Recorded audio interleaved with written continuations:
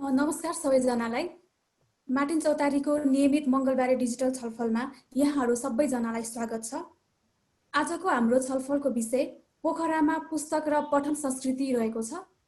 यो छलफलको लागि हामीसँग 3 जना वक्ताहरू डाक्टर कविता पाठक, मोहन खनाल र विजय भण्डारी हुनुहुन्छ। मोहनजी एसओएस हर्मन माइनर स्कुल रामबजार पोखराका पूर्व प्रिन्सिपल हुनुहुन्छ। उहाँले एउटा पाठकको हैसियतबाट पोखरामा पसल र पुस्तकालयमा पुस्तकको पहुँचको ऐतिहासिक पाटोबारे बोल्नुहुनेछ। विजयजीले लामो समयदेखि पोखरामा हिमालयन रिडर्स कर्नर चलाउँदै आउनु भएको छ। उहाँले पोखरेली पाठकमा पुस्तक पुर्याउने काम गर्दै आउनु भएको छ। उहाँले आजको छलफलमा पसलको लागि पुस्तक प्राप्त गर्न अहिलेको चुनौती विषयमा बोल्नुहुनेछ। र कविता पाठक पेसाले मेडिकल डाक्टर हुनुहुन्छ। उहाँले मासिक रूपमा पोखरामा सञ्चालन हुने पुस्तक सम्बन्धी छलफल आयोजना गर्दाको अनुभवबारे आफ्नो प्रस्तुति राख्नुहुनेछ। सुरुमा मोहन खनाल, त्यसपछि विजय भण्डारी र डाक्टर कविता पाठक बोल्नुहुनेछ। प्रत्येक वक्ताको लागि हामीले 12 देखि 15 मिनेटसम्म प्रस्तुतिको समय छुट्याएका छौँ। त्यसपछिको बाँकी समय हामी खुला छलफल अथवा प्रश्न उत्तरमा जानेछौँ। यो कार्यक्रम हामी सकेसम्म 4:30 सम्म सक्ने कोसिसमा छौँ। छलफलको दौरान अनलाइनमा प्राविधिक समस्याहरू आउन सक्छन्। यदि त्यसो भएको खण्डमा हामी त्यसलाई सकेसम्म छिटो मिलाउने कोसिस गर्नेछौँ। यो अवधिमा तपाईहरू कोही पनि नबोलिदिनु होला। आजको कार्यक्रम हाम्रो मार्टिन चौतारीको फेसबुक पेजबाट पनि लाइभ भइरहेको छ। प्रश्न उत्तर खण्डमा लाइभबाट हेरिरहनु भएका सहभागीले लाइभको कमेन्ट बक्समा गएर आफ्नो जिज्ञासा र टिप्पणी लेख्न सक्नुहुनेछ। जुम भित्रका सहभागीले जुमकै च्याट बक्समा लेखेर आफ्नो प्रश्न जिज्ञासा राख्न सक्नुहुनेछ। यदि कसैले बोल्न चाहनुहुन्छ भने रेज ह्यान्डको अप्सन प्रयोग गरेर आफ्नो प्रश्न जिज्ञासा तथा टिप्पणी राख्न सक्नुहुनेछ। प्रश्न जिज्ञासा अथवा टिप्पणी राख्दा सकेसम्म भूमिका नबाधिकन छोटो र सिधा राख्नुपर्नेछ। अबको पालो मोहन खनालजीको। मोहनजी, तपाईसँग 12 देखि 15 मिनेटसम्मको समय छ। कृपया समय सीमाभित्रै आफ्नो प्रस्तुति राखिदिनु होला। त्यसपछि विजय भण्डारीजी बोल्नुहुन्छ र डाक्टर कविता पाठकले बोल्नुहुनेछ। अबको पालो मोहन खनालजीको।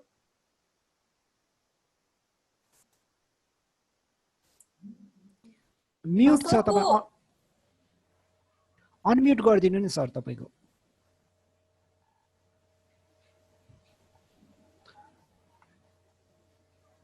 ठीक छ?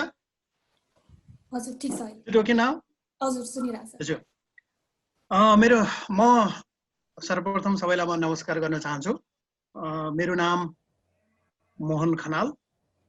म लगभग 31 वर्षसम्म एसओएस बालग्राम गण्डकी अन्तर्गत सञ्चालित एसओएस हर्मन माइनर गण्डकी स्कुल गण्डकीको प्रिन्सिपलको रूपमा सेवारत रही लगभग 3.5 वर्षदेखि रिटायर भएर आफ्नो जीवन बिताइरहेको छु।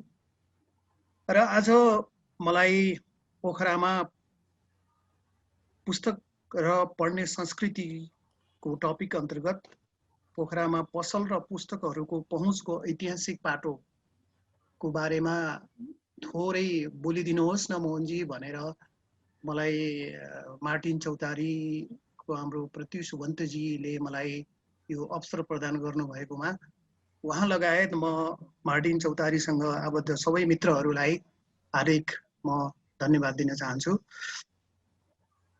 र सर्वप्रथम म यो लामो टिचिङ प्रोफेसनमा रहँदाखेरिको मेरो अनुभव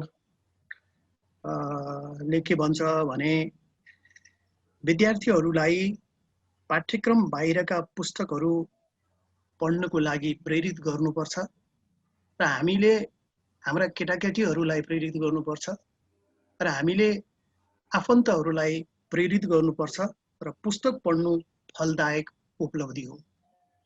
र पठन संस्कृति विकासका लागि पाठ्य सामग्रीको पहुँच पहिलो आवश्यकता हो र पाठ्य सामग्री उपलब्ध गराउनको लागि बजार र पुस्तकालय प्रमुख स्थानहरू हुन्। र पोखराको सन्दर्भमा भन्दा पुस्तक पहुँचको दृष्टिकोणले बजारलाई दुई क्षेत्रमा बाँड्न सकिन्छ। एउटा पोखराको लेकसाइड क्षेत्र र अर्को बजार क्षेत्र। र पोखराको लेकसाइड क्षेत्रका पुस्तक पसलहरू जहाँ मैले प्राय जसो मेरो विद्यालयको लाइब्रेरीको लागि र मेरो निजी सङ्कलनको लागि मैले पुस्तकहरू प्राप्त गर्ने किन्ने ठाउँको रूपमा मैले त्यो क्षेत्रलाई त्यहाँ रहेका पुस्तक पसलहरूलाई मैले पाएँ। र विशेष गरेर अङ्ग्रेजी भाषामा लेखिएका मूल एवं अनुदित कृतिहरू पढ्न पाइने विश्व साहित्यका पुस्तकहरूको सङ्कलन भएको बजार हो त्यो, जहाँ विशेष गरेर विश्व साहित्यप्रति रुचि राख्ने, जो त्यो अङ्ग्रेजी भाषा को राम्रो दखल राख्छन्, ती व्यक्तिहरूको लागि राम्रा र नाम चलेका र प्राय जसो अङ्ग्रेजी भाषाका सबै विधाका पुस्तकहरू पाइने ठाउँ हो त्यो।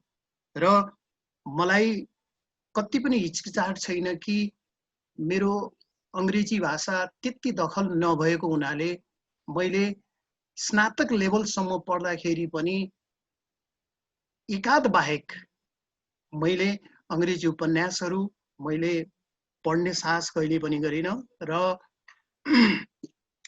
र मैले आफूले लामो समयसम्म सेवा गरेको एसओएस हर्मन माइनर स्कुलमा 1985 मा प्रवेश गरिसकेपछि त्यहाँको लाइब्रेरीको लागि किताबहरू किन्ने काममा प्राय जसो म आफै अग्रसर भएँ।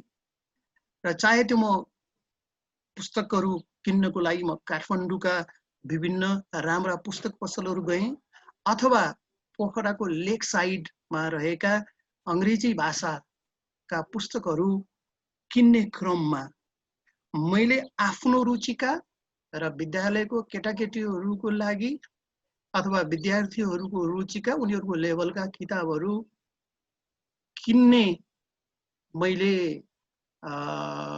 ती पुस्तक पसलहरूबाट सधैँ किन्ने काम गरेँ।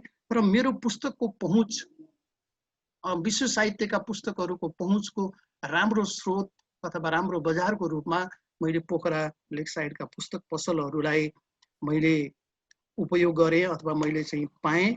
र मेरो अनुभवमा अङ्ग्रेजी साहित्य पढ्नु साथै उमेरका पाठकको सङ्ख्या दिनदिनै बढेको मैले पाएको छु।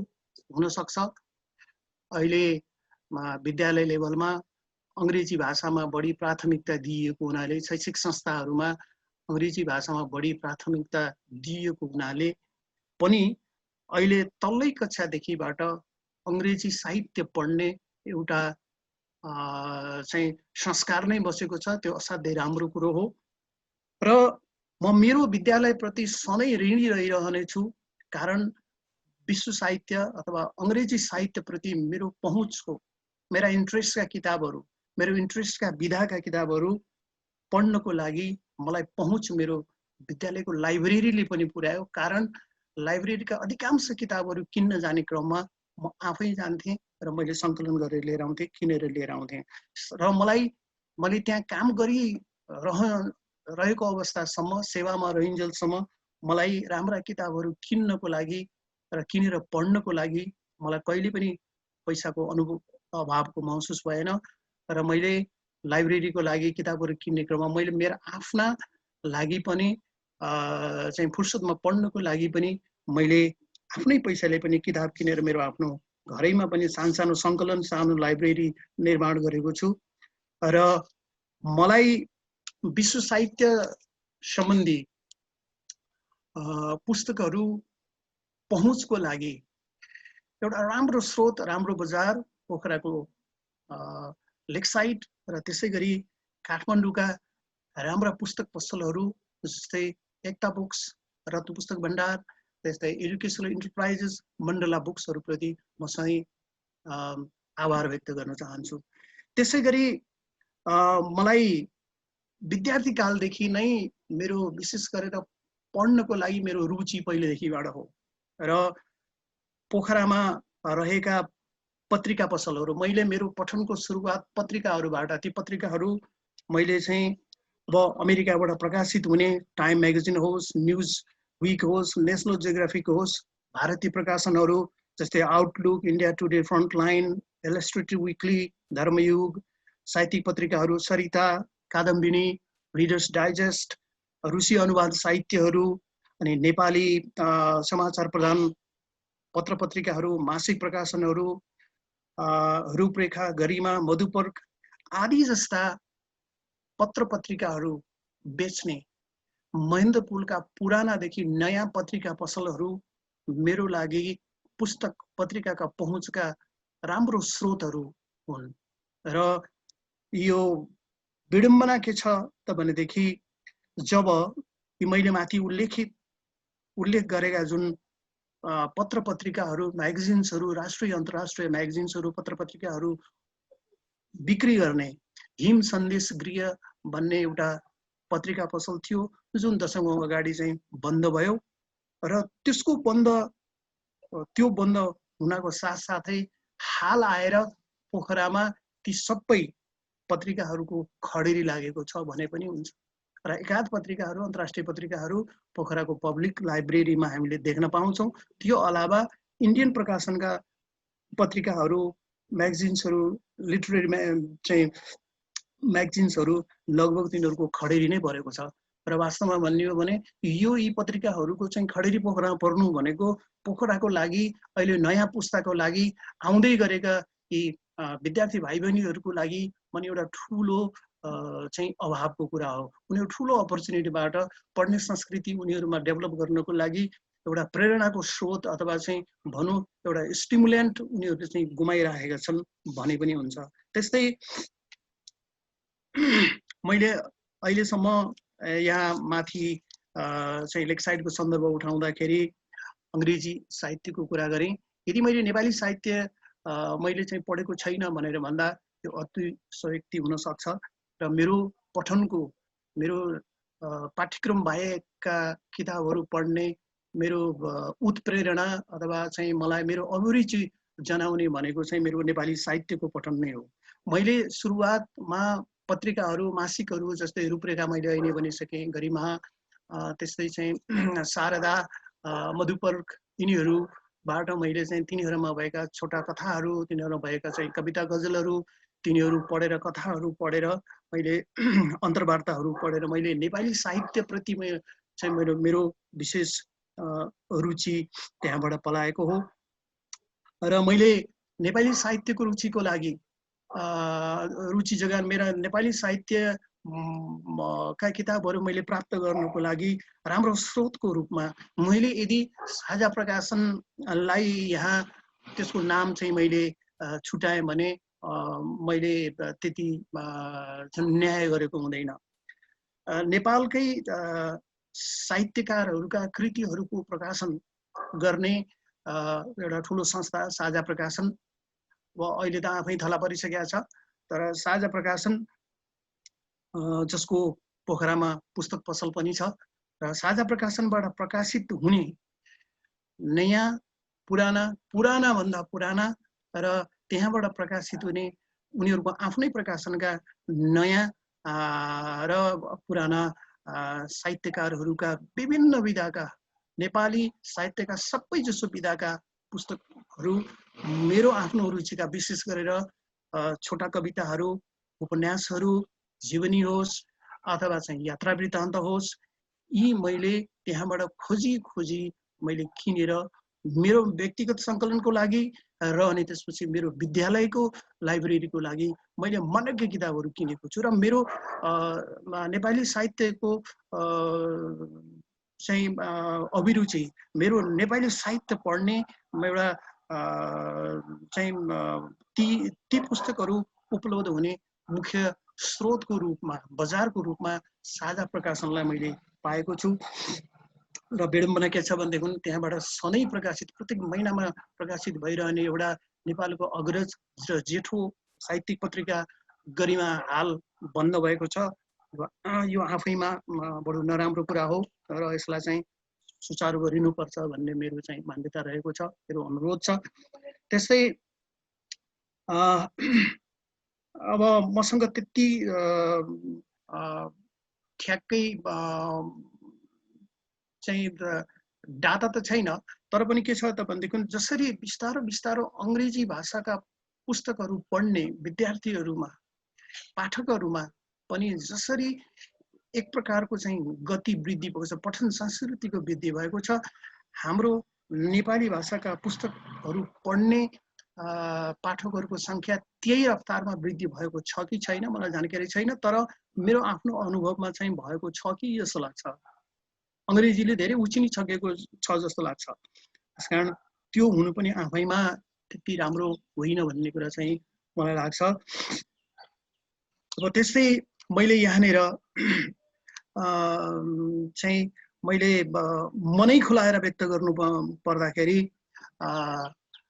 अङ्ग्रेजी एवं नेपाली भाषाका राम्रा भन्दा राम्रा नाम चलेका स्तरीय पुरस्कृत कृतिहरूका पुस्तकहरू, चाहे त्यो अङ्ग्रेजी भाषा होस् चाहे त्यो नेपाली भाषा होस्, ती दुवै भाषाका राम्रा पुस्तकहरू बेच्ने, राम्रा पुस्तकहरू प्राप्त गर्न सकिने एउटा पुस्तक पसल भनेको हाम्रै अहिले चाहिँ सहप्रस्तोता हाम्रो विजय भण्डारीजीको हिमालयन रिडर्स कर्नर, जसका उहाँका दुईटा दुकान छन् र ती दुवै दुकानहरू मेरा किताब प्राप्त गर्ने मेरो लागि महत्त्वपूर्ण स्थानहरू हुन् र म विजय भण्डारीजीलाई नेपाली भाषा र अङ्ग्रेजी भाषाका राम्रा पुस्तकहरू, चाखिला पुस्तकहरूको जुगाड गर्नुभएकोमा र किन्ने अवसर प्रदान गर्नुभएको उहाँलाई म हार्दिक धन्यवाद दिन चाहन्छु।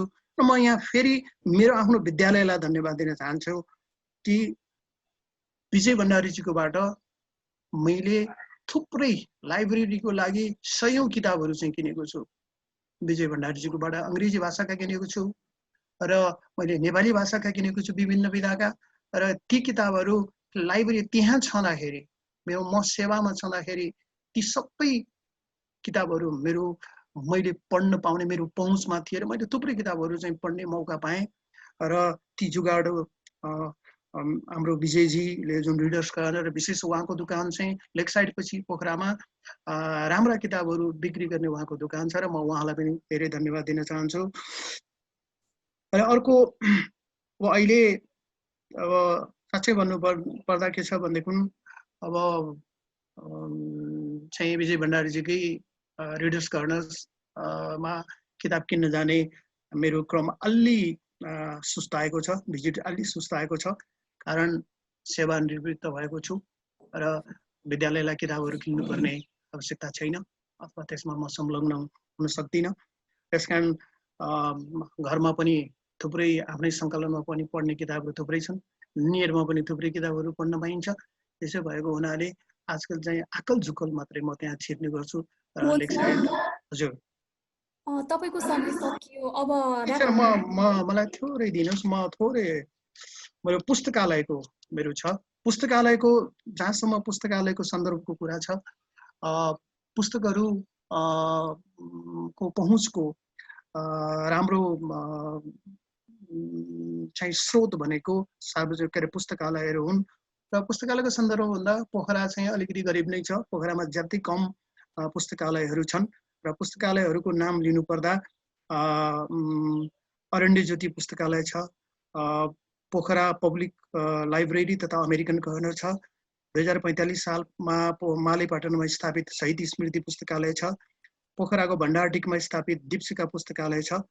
र मैले साँच्चै भन्नुपर्दा मैले पुस्तक पढ्नको लागि हुनसक्छ म हरमनयन स्कुलमा राम्रो लाइब्रेरीको म एक्सेसमा भएको हुनाले होला, मैले कलेजमा पढ्दाखेरि कलेजको लाइब्रेरीको प्रयोग बाहेक मैले विद्यालयमा आफ्नो सेवा सुरुवात गरिसकेपछि त्यहाँको लाइब्रेरीमा राम्रा पुस्तकहरूमा मेरो एक्सेस भएको हुनाले मैले पोखरामा भएका लाइब्रेरीहरूमा मेरो एक्सेस चाहिँ मैले त्यति आवश्यकता मैले महसुस गरिनँ। तर अहिले म निवृत्त भएपछि भने लाइब्रेरीको चाहिँ मलाई आवश्यकता महसुस भएको छ र हालसालै 1-2 वर्ष अगाडि हो म पोखरा पब्लिक लाइब्रेरीको चाहिँ सदस्य भएको छु र त्यहाँ बसेर म किताबहरू चाहिँ पढ्ने गर्छु, पत्रिकाहरू पढ्ने गर्छु र चाहिँ किताबहरू भर गरेर लिएर आउँछु र तर के छ भने पनि मेरो लागि पोखरामा किताबहरू एक्सेसको लागि ठाउँको कमी छैन, बजार प्रशस्त छ, एकदमै धनी बजार छ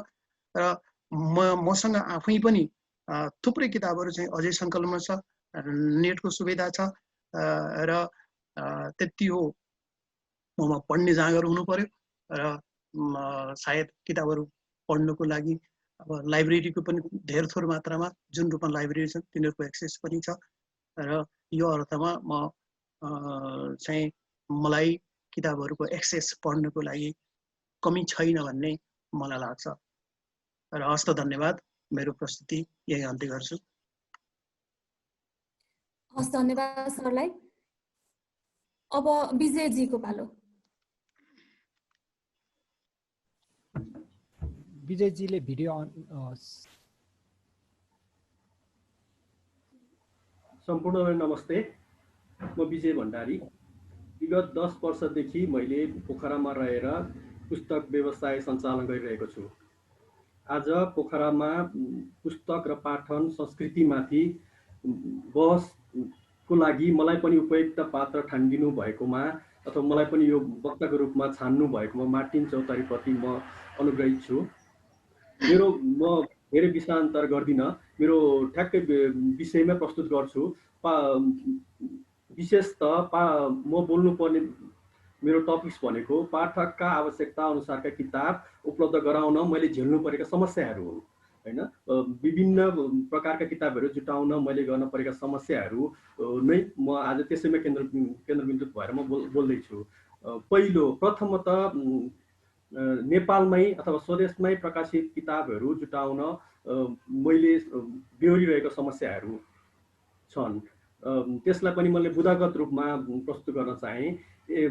पहिलो, पाठकले पढ्न चाहेका किताबहरू नछापिनु र पुनःमुद्रण नहुनु पहिलो समस्या लाग्छ मलाई। नेपालमा अहिले जति पनि चलिरहेका किताबहरू छन् ती मात्रै पाठकले रुचाइरहेका हुँदैनन्। ती पाठकले पढिरहेको त हुन्छन् बजारमा चलेका किताबहरू, तर त्यो मात्रै किताब हामीले बेचिरह्यौँ भने पाठकले अरू किताब पढ्न छुटाइरहेको हुनसक्छ, उसको रुचिको किताबहरू नपाइरहेको हुनसक्छ। जस्तै इतिहासको किताब, भूगोलको किताब, दर्शनको किताब, अर्थतन्त्रको किताबहरू, अनुसन्धानमूलक किताबहरू, समाजशास्त्र सम्बन्धी किताबहरू, होइन, आध्यात्मिक किताबहरू भनौँ, होइन, यी किताबहरू एकदम कम छापिन्छ नेपालमा। नेपाली पब्लिकेसनले एकदम कम सङ्ख्यामा छाप्छ र त्यो फेरि पुनर्मुद्रण गर्दैन, होइन। यो समस्याले गर्दा पाठकले यी किताब खोजिरहेका हुन्छन्। पाठक बारम्बार हाम्रो पसलमा आएर यी किताबहरूको डिमान्ड गरिरहेका हुन्छन्, तर हामीले उपलब्ध गराउन सक्दैनौँ। यो मलाई लाग्ने सबभन्दा महत्त्वपूर्ण टपिक्स हो जस्तो लाग्छ। मैले किताब पुर्याउन नसक्नु पाठकलाई, जस्तै मानिलिउँ नयनराज पन्त किताबहरू, होइन, दिनेश राज पन्त किताबहरू, महेशचन्द्र रेग्मीका किताबहरू पाठकले खोजिरहेका हुन्छन्। यी किताबहरूलाई हामीले पुनर्मुद्रण गरेका छैनौँ र एकदम कम सङ्ख्यामा छापियो होला, सकियो, स्टक आउट भयो र अहिले हामीले दिन सकिरहेका छैनौँ। यो एउटा समस्या हो। र अर्को समस्या भनेको राम्रा अन्तर्राष्ट्रिय किताबहरू नेपाली भाषामा कम अनुवाद हुनु, मलाई त्यो लाग्छ। दोस्रो समस्या भनेको पाठकहरूले के खोजिरहेका हुन्छन् भने स्वदेशी किताब पढिरहँदा विदेशी किताब पनि पढौँ भन्ने हुन्छ र सबैलाई अङ्ग्रेजी भाषाको दखल हुँदैन, सबैले त्यो भाषामा आफ्नो क्षमता राख्न सक्दैनन्, सबैले त्यो भाषाको ज्ञान हुँदैन। कति मान्छेलाई विदेशी रहनसहन, संस्कृति, होइन, कल्चर ती बारेमा जान्न चाहन्छन् नै। र हाम्रो नेपालमा केही थोरै मात्रामा सेल्फ हेल्पका किताबहरू भनौँ, होइन, व्यक्तिगत विकासका किताबहरू ट्रान्सलेट भएका छन्, तर पनि जुन किताबहरू अब मान्छेले सुनिरहेका हुन्छन्, इन्टरनेसनल बेस्ड किताबहरू, जस्तै नोबेल प्राइज जितेको किताबहरू, होइन, मेन बुकर प्राइज जितेको किताबहरू, पुलिजर प्राइज जितेको किताबहरू, त्यो पाठकले सुनिरहेको हुन्छ। उसले अङ्ग्रेजीमा दखल नराखे पनि त्यो किताबहरू पढ्न रुचाइरहेको हुन्छ, त्यो किताब हाम्रोमा छैन, त्यो अर्को समस्या हो हैन। मलाई भन्छन् कतिजना पाठकहरूले आएर यो किताब छापिएको भए त म पढ्थेँ, अङ्ग्रेजीमा मेरो त्यस्तो राम्रो छैन। अङ्ग्रेजीमा राम्रो नहुनु भनेको किताब पढ्न नपाउनु भन्नु त होइन नि त, तर राम्रो किताब पढ्न पाउनको लागि यो पनि अर्को समस्या हो। र मैले जुटाउनु मलाई खोजिरहेको किताबहरू जुटाउन नसक्नु मलाई यो समस्या लाग्छ हैन। तेस्रो समस्या भनेको मफसलमा प्रकाशित पुस्तकहरू आउन ढिला हुनु हैन। अब मफसल भनिरहँदा सङ्घीय सरकार छ, तैपनि हामी अझै पनि टाढा दूरदराजमा छौँ कि जस्तो अनुभूत गरिरहनु पर्ने भएको छ कि अब किताबहरू सम्पूर्ण किताब होइन, सम्पूर्ण किताबहरू काठमाडौँ बाहेक अन्त प्रकाशन हुँदैनन् हैन। काठमाडौँले अहिले त अलिअलि सहज भएको छ यो भनिरहँदा फेरि कति पब्लिकेसन हाउसले अहिले त सहज भएको छ पनि भन्नु होला, तर विगतमा केही वर्ष अगाडि चाहिँ काठमाडौँलाई हेरेर मात्रै किताब निकालिन्थ्यो। काठमाडौँको रिडर्सहरू मात्रै गनेर किताब निकालिन्थ्यो र त्यो किताबहरू त्यहीँ नै सिद्धिन्थे। हामीले माग्यो त्यो किताब आइपुग्ने थिएन हैन। तर अहिले चाहिँ राम्रो पब्लिकेसन हाउस भन्छु म, तिनीहरूले चाहिँ पहिला हामीलाई पठाएर काठमाडौँमा डिस्ट्रिब्युट गर्छन् हैन। तर अहिले पनि झेलिरहेको महत्त्वपूर्ण समस्या के भने अहिले मात्रै मदनमुस्कर पाएको किताब मैले बेच्न पाइरहेको छैन हैन। एक त उनीहरू कम छाप्छन्, आकलन गर्न सक्दैनन्, त्यो आफ्नो समस्या हो।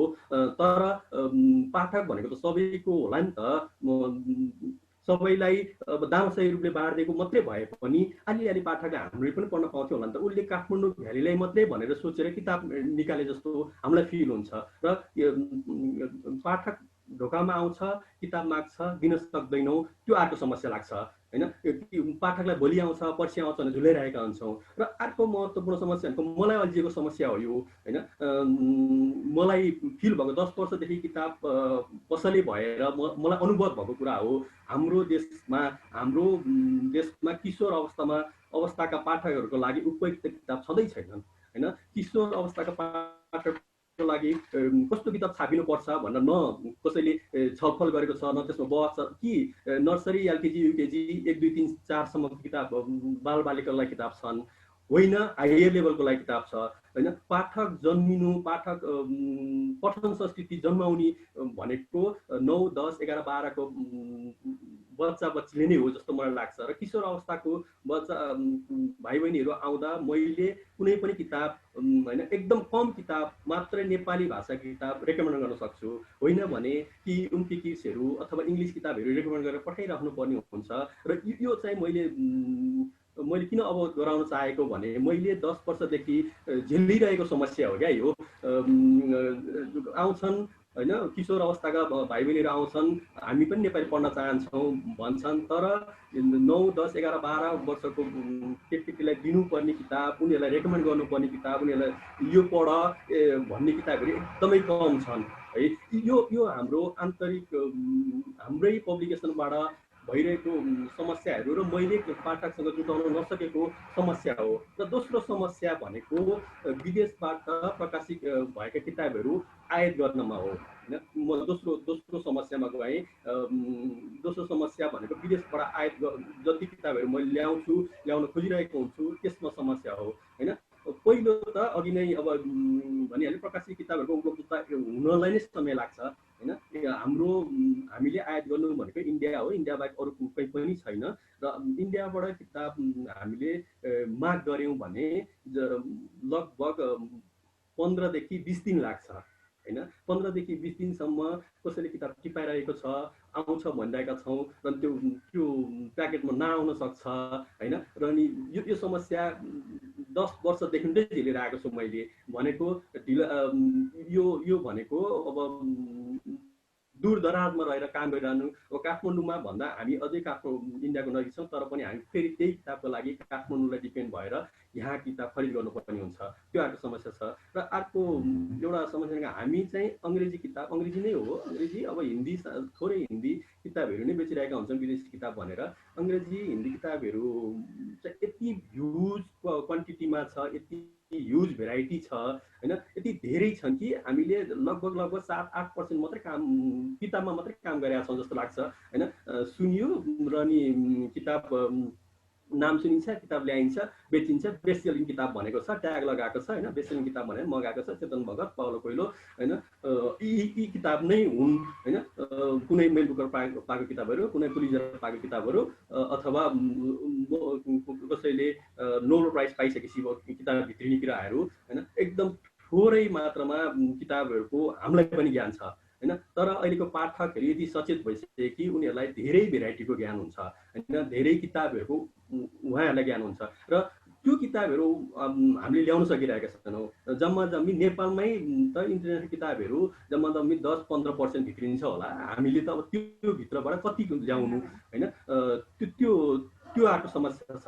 र जाँदै अर्को समस्या भनेको ट्याक्सको समस्या हो। अहिले नेपाल सरकारले 10% भन्सार शुल्क लगाएको छ किताबमा हैन। यो भनिरहँदा थोरै पृष्ठभूमि बाँधिहालौँ हैन। ट्याक्सको सामान्य इतिहास पनि छ हाम्रो देशमा। ट्याक्स 53-54 सालमा पनि ट्याक्स लगाउने कोसिस गरेको थियो सरकारले। त्यस्तै 62-63 मा पनि 5%ले किताबमा ट्याक्स लगाउने कि भन्ने कुरा उठिरहेको थियो, तर व्यापक जनदबावको कारणले त्यति बेला लागू हुन सकेन हैन।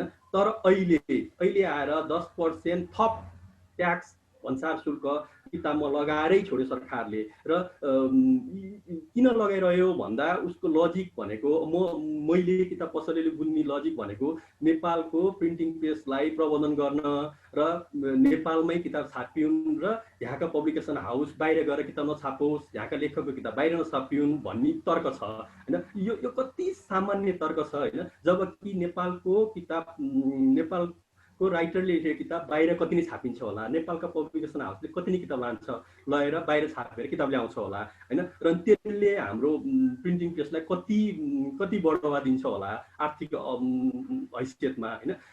यो अचम्मको कुरा छ। र हामी नै टियुको पाठ्यक्रममा मात्रै नेपाल 85% विदेशी किताब आयात गरेर पढिरहनु पर्ने भएको छ क्या। अब भारतबाट 85% किताब, टियुको पाठ्यक्रमको 85% किताब भारतबाट आयात हुन्छन् हैन। अब जम्मा जम्मी 15% किताब नेपालमा उत्पादन हुन्छ, नेपालमा पब्लिस हुन्छ हैन। त्यो किताबले कति धान्छ होला।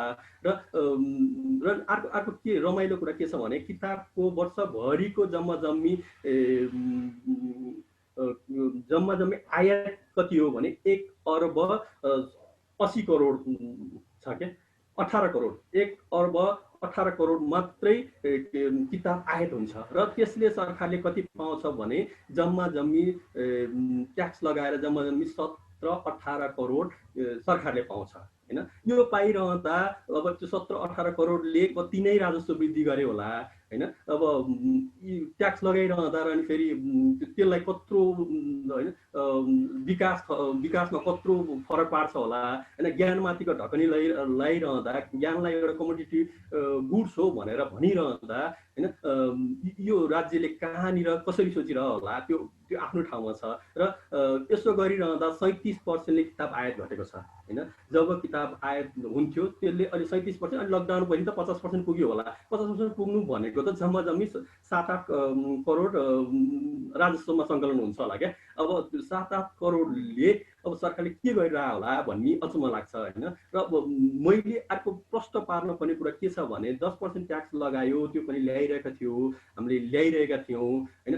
तर कसरी लगाइदियो भने ट्याक्स चाहिँ एमआरपीमा लगाइदियो क्या। फर इन्स्टेन्स, एक्जाम्पलको लागि हामीले किताब आयात गर्दा डुअल प्राइस हुन्छ। त्यहाँ इन्डियाबाट प्रिन्ट भएको किताबहरू डुअल प्राइस देखिन्छ हैन। दुईटा प्राइस देखिन्छ, एउटा प्रिन्टेड प्राइस, एउटा ट्याक्स प्राइस हैन। प्रिन्टेड प्राइस चाहिँ प्राय डलरमा हुन्छ र ट्याग प्राइस चाहिँ इन्डिया र इन्डियाको सब कन्टिनेन्ट कन्ट्रीहरू जुन डेभलपिङ कन्ट्रीहरू हो, जुनलाई धेरै भार नपरोस् भनेर हार्पर कोलिङ, पेङ्गुइन, रेन्डम हाउस जस्तो जसले पब्लिस गर्छ तिनीहरूले चाहिँ ट्याग प्राइस लगाइरहेको हुन्छ हैन। इन्डियन करेन्सीमा मानिलिउँ एउटा किताबको मूल्य प्रिन्टेड प्राइस $10 छ हैन। र अनि जम्मा जम्मी हामीले किन्नुपर्ने $10 छ, त्यो किताबको प्रिन्ट प्राइस $10 छ। तर ट्याग प्राइस कति हुन्छ भने इन्डियन करेन्सीमा 400 हुन्छ हैन। मानिलिउँ 400 हुन्छ, तर हामीले त्यो $10 मा ट्याक्स तिरिरहेका छौँ क्या सबभन्दा विडम्बना कुरा त्यो हो। $10 भनेको लगभग नेपाली पैसा 1100 हुन्छ र इन्डियन प्राइस 400 भनेको नेपाली पैसा 640 हुन्छ।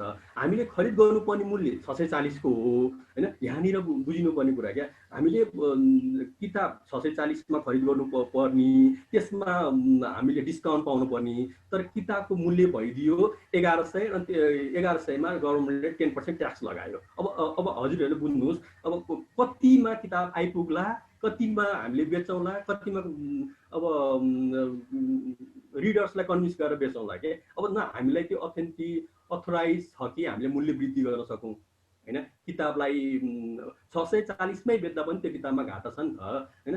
640 मा किताब बेच्न नि सक्दैनौँ, 640 मा बेच्नु भन्दा नल्याउनु फाइदा नि। सबै किताब होइन, डलर धेरै किताबहरू, अधिकांश किताबहरू डलर र ट्याक्स प्राइस भएको किताबहरू हुन्छ र नि डलरमा त्यसरी ट्याक्स लगाइदिँदा हैन कहाँबाट किताब आउँछ र कसरी हामीले सहुलियत दरमा रिडर्सलाई कन्भिन्स गर्नु क्या। रिडर्सलाई कन्भिन्स गराउँदा होइन यसरी भयो भनिरहनु भनेको त त्यो एकदमै गाह्रो अवस्था हुन्छ नि त।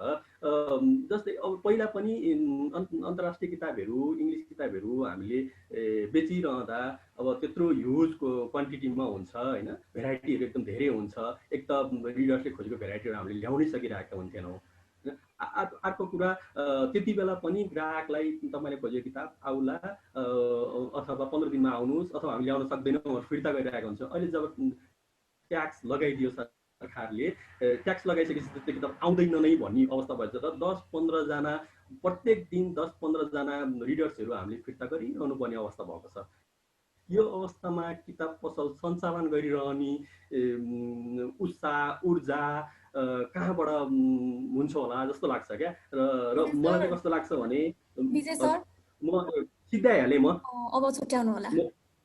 मलाई त कस्तो लाग्छ भने म एउटा प्रतिनिधि पात्र मात्रै हो, किताब व्यवसायको एउटा प्रतिनिधि मात्र हो जसले किताब ल्याउँदा पनि समस्या भोगिरहेको छ, किताब बेच्दा पनि समस्या भोगिरहेको छ क्या। यति नै भन्न चाहेँ र मलाई यो फर्म दिनुभएकोमा धन्यवाद। म यहीँ नै रहिरहन्छु। हस्, थ्याङ्क यू। हस्, धन्यवाद विजय सरलाई। अब हाम्रो अन्तिम वक्ता कविता पाठकजी। अहिले जुम तथा फेसबुक लाइभ हेरिराख्नु भएको सबैजनामा नमस्कार। साथै विगत 3.5 वर्षदेखि पोखरामा रहेर पोखराको पठन संस्कृतिलाई प्रवर्धन गर्न प्रयास गर्दै आइरहेको व्हाट द बुक क्लबलाई यो प्रोग्राममा स्थान दिनुभएकोमा आयोजक मार्टिन चौतारीलाई धन्यवाद। सर्वप्रथम त म अलिकति व्हाट द बुक क्लब चाहिँ कहिले, किन र कसरी स्थापना भयो भन्ने बारेमा थोरै भन्न चाहन्छु। यो चाहिँ 2073 सालको नेपाल लिटरेचर फेस्टिभल जुन पोखराको पारदीमा भएको थियो त्यसको 6औं संस्करणमा भेट भएको 6-7 जना रिडर्सहरू उनीहरूले चाहिँ पोखरामा एउटा यस्तो बुक क्लबको आवश्यकता महसुस गरे जहाँ चाहिँ आफू जस्तै लाइक माइन्डेड रिडरहरू जम्मा भएर पुस्तकबारे विचार विमर्श गर्न पाइयोस् र आफूले नपढेको बुकहरू एकअर्कालाई रिकमेन्ड गर्न पाइयोस्। र त्यो कारणले स्थापना भएको यो बुक क्लब चाहिँ समग्रमा युवा पुस्ताबीच पुस्तक पढ्ने भन्ने पनि एउटा रुचि हुन्छ हैन। पाठ्य पुस्तक भन्दा बाहिरको पुस्तकहरू पढ्दाखेरि चाहिँ आफूले बुझ्ने, हेर्ने, सम्झिने सक्ने क्षमतामा चाहिँ फराकिलो हुँदै जान्छ भन्ने कुरा चाहिँ हामीले पठन संस्कृतिलाई एज अ होल प्रवर्धन गर्नको लागि चाहिँ यो बुक क्लबको स्थापना भएको। अब यो चाहना या परिकल्पना जे भनौँ, यसलाई चाहिँ 2074 वैशाखमा अनिसा, भूमिका, नवीन, अविनाश लगायत 4-5 जना साथीहरू मिलेर चाहिँ एउटा समूह बनाए र त्यसको नाम चाहिँ अलिकति क्याची होस् भनेर व्हाट द बुक क्लब राख्यो। त्यस पछाडि बिस्तारै हामी अरू पनि यसमा जोडिँदै गयौँ र त्यही दिन चाहिँ उनीहरूले अब नेक्स्ट वैशाखमा जम्मा भएपछि जेठको पहिलो शनिबार चाहिँ बिपीको सुम्निमाथि छलफल गर्ने भनेर कुरा भयो र त्यस पछाडि अहिलेसम्म आइपुग्दाखेरि 3.5 वर्षसम्म हामीले अहिलेसम्म 41 वटा बुकमाथि छलफल गरिसकेका छौँ। बिपीको सुम्निमादेखि सुरु भएको यो यात्रा द ग्रेट ग्याट्सबी, नयनराज पाण्डेको लु, पारिजातको सिरिजको फुल, अर्वेलको एनिमल फार्म, जन ग्रिनको लुकिङ फर अलास्का हुँदै हुँदै शङ्कर लामिछानेको एब्स्ट्राक्ट चिन्तन प्याज हुँदै अहिले यो असोजको पहिलो साता हामीले नारायण ढकालको प्रेत कल्पमाथि छलफल गरेका छौँ। यसको लागि चाहिँ हामीले प्राय 1 महिना नेपाली र अर्को महिना इङ्ग्लिस गरेर यसरी सेलेक्ट गर्ने गर्छौँ ताकि हाम्रो रिडर्सहरूलाई नेपालको साहित्यमाथि त अलिकति चाख लागोस्, बाहिरको कुरा पनि थाहा होस्, बाहिरको समुदाय बाहिरको लिटरेचर बारे पनि ज्ञान होस् भनेर हामीले यो प्रथा बसालेका हौँ। हामीले प्राय जसो चाहिँ बुक डिस्कसन गर्ने गर्दाखेरि फिक्सन्सलाई बढी प्राथमिकता दिने गर्छौँ। एउटा कारण चाहिँ के हो भने यो जब हामीले एउटा किताब पढ्छौँ तब हामीमा उत्पन्न हुने आवेग, विचारहरू, संवेदनाहरू, रिसहरू, असहमतिहरू हुन सक्छ। त्यो चाहिँ व्यक्तिगत फिक्सन नन फिक्सन हुँदा चाहिँ व्यक्तिगत रूपमा आक्षेप लाग्ने या फेरि सबैलाई चित्त नबुझ्ने हुन सक्छ। त्यही भएर हामीले बढी फिक्सन प्रिफर गर्छौँ। अर्को चाहिँ सानैदेखि जो कथाहरू पढिरहेको बच्चाहरू हुन्छ, सुन्ने पढ्ने गरिरहेको हुन्छ, उनीहरूको चाहिँ कल्पनाशीलता, चिन्तनशीलता, एउटा संवेदनशीलतामा नै राम्रो सुधार आइरहेको देखिन्छ। त्यही भएर हामीले यो कथाहरूलाई माध्यमबाट या उपन्यासहरूकै माध्यमबाट, आख्यानहरूकै माध्यमबाट चाहिँ हामी बढी प्रमोट गरौँ भन्ने हाम्रो एउटा कुरा हो। तर यसो भन्दैमा नन फिक्सन पढ्दै नपर्ने या फेरि हामीले केही पनि नन फिक्सन्सलाई चाहिँ प्रायोरिटीमै नराख्ने भन्ने चाहिँ होइन। हामी जम्मा हुँदाखेरि हामीले बिचमा डिस्कसनहरू गरेर हुन्छौँ। यदि हामीले कुनै माओवादी द्वन्द्वकालसँग सम्बन्धित किताबहरू पढिरहेछौँ भने त्योसँग रिलेटेड हिस्ट्रीको बारेमा पनि पढिरहेको हुन्छौँ। त्यसरी हामीले चाहिँ बुक डिस्कसनहरू गर्दै आइरहेका छौँ। अब हाम्रो रेगुलर इभेन्ट त बुक डिस्कसन भयो होइन, त्योभन्दा बाहेक चाहिँ धेरै कुराहरू गरिरहेछौँ जसले चाहिँ अन्तत गएर पठन संस्कृतिलाई नै टेवा पुर्याउने काम गर्छ।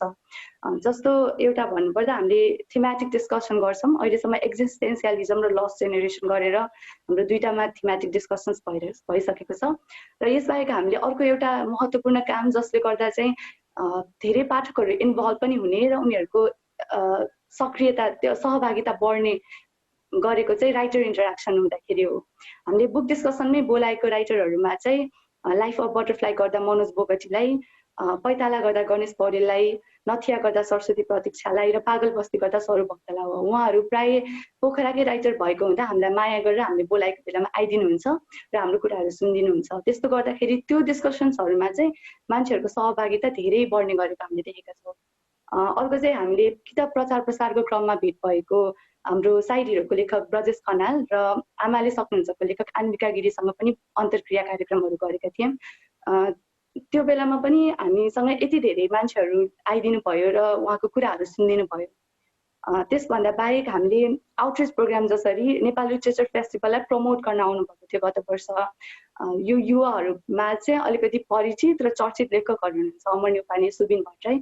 उहाँहरूसँग हाम्रो साथीहरू गएर स्कुल तथा कलेजहरूमा गएर त्यो प्रोग्रामहरू, इन्टरेक्सन प्रोग्रामहरूलाई फेसिलिटेट गरिदिनु भएको थियो। जसले गर्दा चाहिँ स्पेसली युवाहरूमा चाहिँ यो किताब पढ्नु किन र कसरी इम्पोर्टेन्ट हुन्छ भन्ने कुरा चाहिँ उहाँहरूले झन् राम्रोसँग भनिदिनु हुँदाखेरि त्यो बेलामा चाहिँ अलिक धेरै रिडर्सहरू रिक्रुट होस् भन्ने हाम्रो चाहना हो। अब यो बाहेक हामीले पोएट्री सेसन्सहरू पनि गर्छौँ। पोएट्री साँझहरू हुन्छ, कविता साँझ भनेर हामीले 4वटा कविता साँझ गरिसकेका छौँ अहिलेसम्म। यसमा चाहिँ हामीले सकेसम्म नयाँ तथा बर्डिङ राइटर्सहरूलाई चाहिँ बढी प्राथमिकता दिने गर्छौँ ताकि अलिकति भए पनि उहाँहरूमा कन्फिडेन्स, इन्सपिरेसन आओस्। त्यहाँ आफ्नै साथीहरूमा भन्नु र एकैचोटि मञ्चमा गएर भन्नुमा त डिफ्रेन्ट हुन्छ। त्यो बेलामा चाहिँ हामीले उनीहरूलाई त्यसरी इन्सपायर गर्न सकौँ भनेर हामीले त्यस्तो गर्छौँ। र पोएट्री इभेन्ट्सहरूमा हामीले प्राय आफै गर्ने गर्छौँ। तर कहिलेकाहीँ चाहिँ जस्तो काठमाडौँबाट आउनुभएको थियो टेल्स फ्रम कल्पसा, उहाँहरूको सहकार्यमा गरेको थियौँ एउटा। अर्को चाहिँ हामीले दार्जिलिङबाट बोलाएर मनोज बोगटीसँग कविता साँझ गरेको थियौँ भने एकचोटि चाहिँ अमेरिकाबाट आउनुभएको मौका मिलेको बेलामा अमेरिकन पोएट अमान्डा इकसँग पनि हामीले पोएट्री सेसन गरेको थियौँ, जुन चाहिँ एकदमै फ्रुटफुल देखिएको थियो। अर्को चाहिँ अघि विजय सरले भन्नुभयो यो बुक्समा ट्याक्सहरू लगाएको छ। लास्ट इयरदेखि हाम्रो नेपालमा आयात हुने बुक्सहरूमा 10% कर लगाएको छ। त्यो पनि कसरी लगाएर किन कतिको हार्मफुल छ भन्ने कुरा त भनिसक्नुभयो। त्यसको विरुद्धमा चाहिँ देशभरि नै स्वस्फूर्त रूपमा क्याम्पेनहरू भइराख्दाखेरि पोखरामा चाहिँ हामीले द बुक क्लबले त्यो क्याम्पेन अर्गनाइज गरेको थियो र त्यसैसँग सम्बन्धित भएर इग्नाइटर्स क्लबसँगको सहकार्यमा पोखरा पब्लिक लाइब्रेरीमा हामीले मार्टिन चौतारीसँगै अब द लोकरञ्जन पराजुलीले चाहिँ नेपाली राज्य र ज्ञानमाथिको नियन्त्रण भन्ने शीर्षकमा पनि आफ्नो कुराहरू राख्नु भएको थियो। यसबाहेक हामीले कहिलेकाहीँ अब अमेरिकन नोभेलिस्ट टोनी मोरिसनको मेमोरियल प्रोग्राम अनि डिफ्रेन्ट राइटर्सहरूको बर्थडे सेलिब्रेसनहरू पनि गर्ने गर्छौँ। यो सबै कुराहरूले चाहिँ हाम्रो उद्देश्य एउटा के हो भने सबै युवाहरूलाई यस्तो लिटरेचरसँग रिलेटेड कुराहरूमा चाहिँ इन्ट्रेस्ट बढोस्, उनीहरूको इन्भल्भमेन्ट बढोस् र उनीहरूले आफ्नो रुचि यतातिर पनि अब डिस्कभर गर्ने हो होइन, डिस्कभर गर्न सकोस् भन्ने हाम्रो उद्देश्य हो। अहिले चाहिँ हाम्रो बुक डिस्कसन अमेरिकन कर्नर या फिर पोखरा पब्लिक लाइब्रेरीमा हुने गर्थ्यो। अहिले अब पेन्डेमिक भएपछि चाहिँ भर्चुअल डिस्कसनमा हामी सिफ्ट भएको छौँ।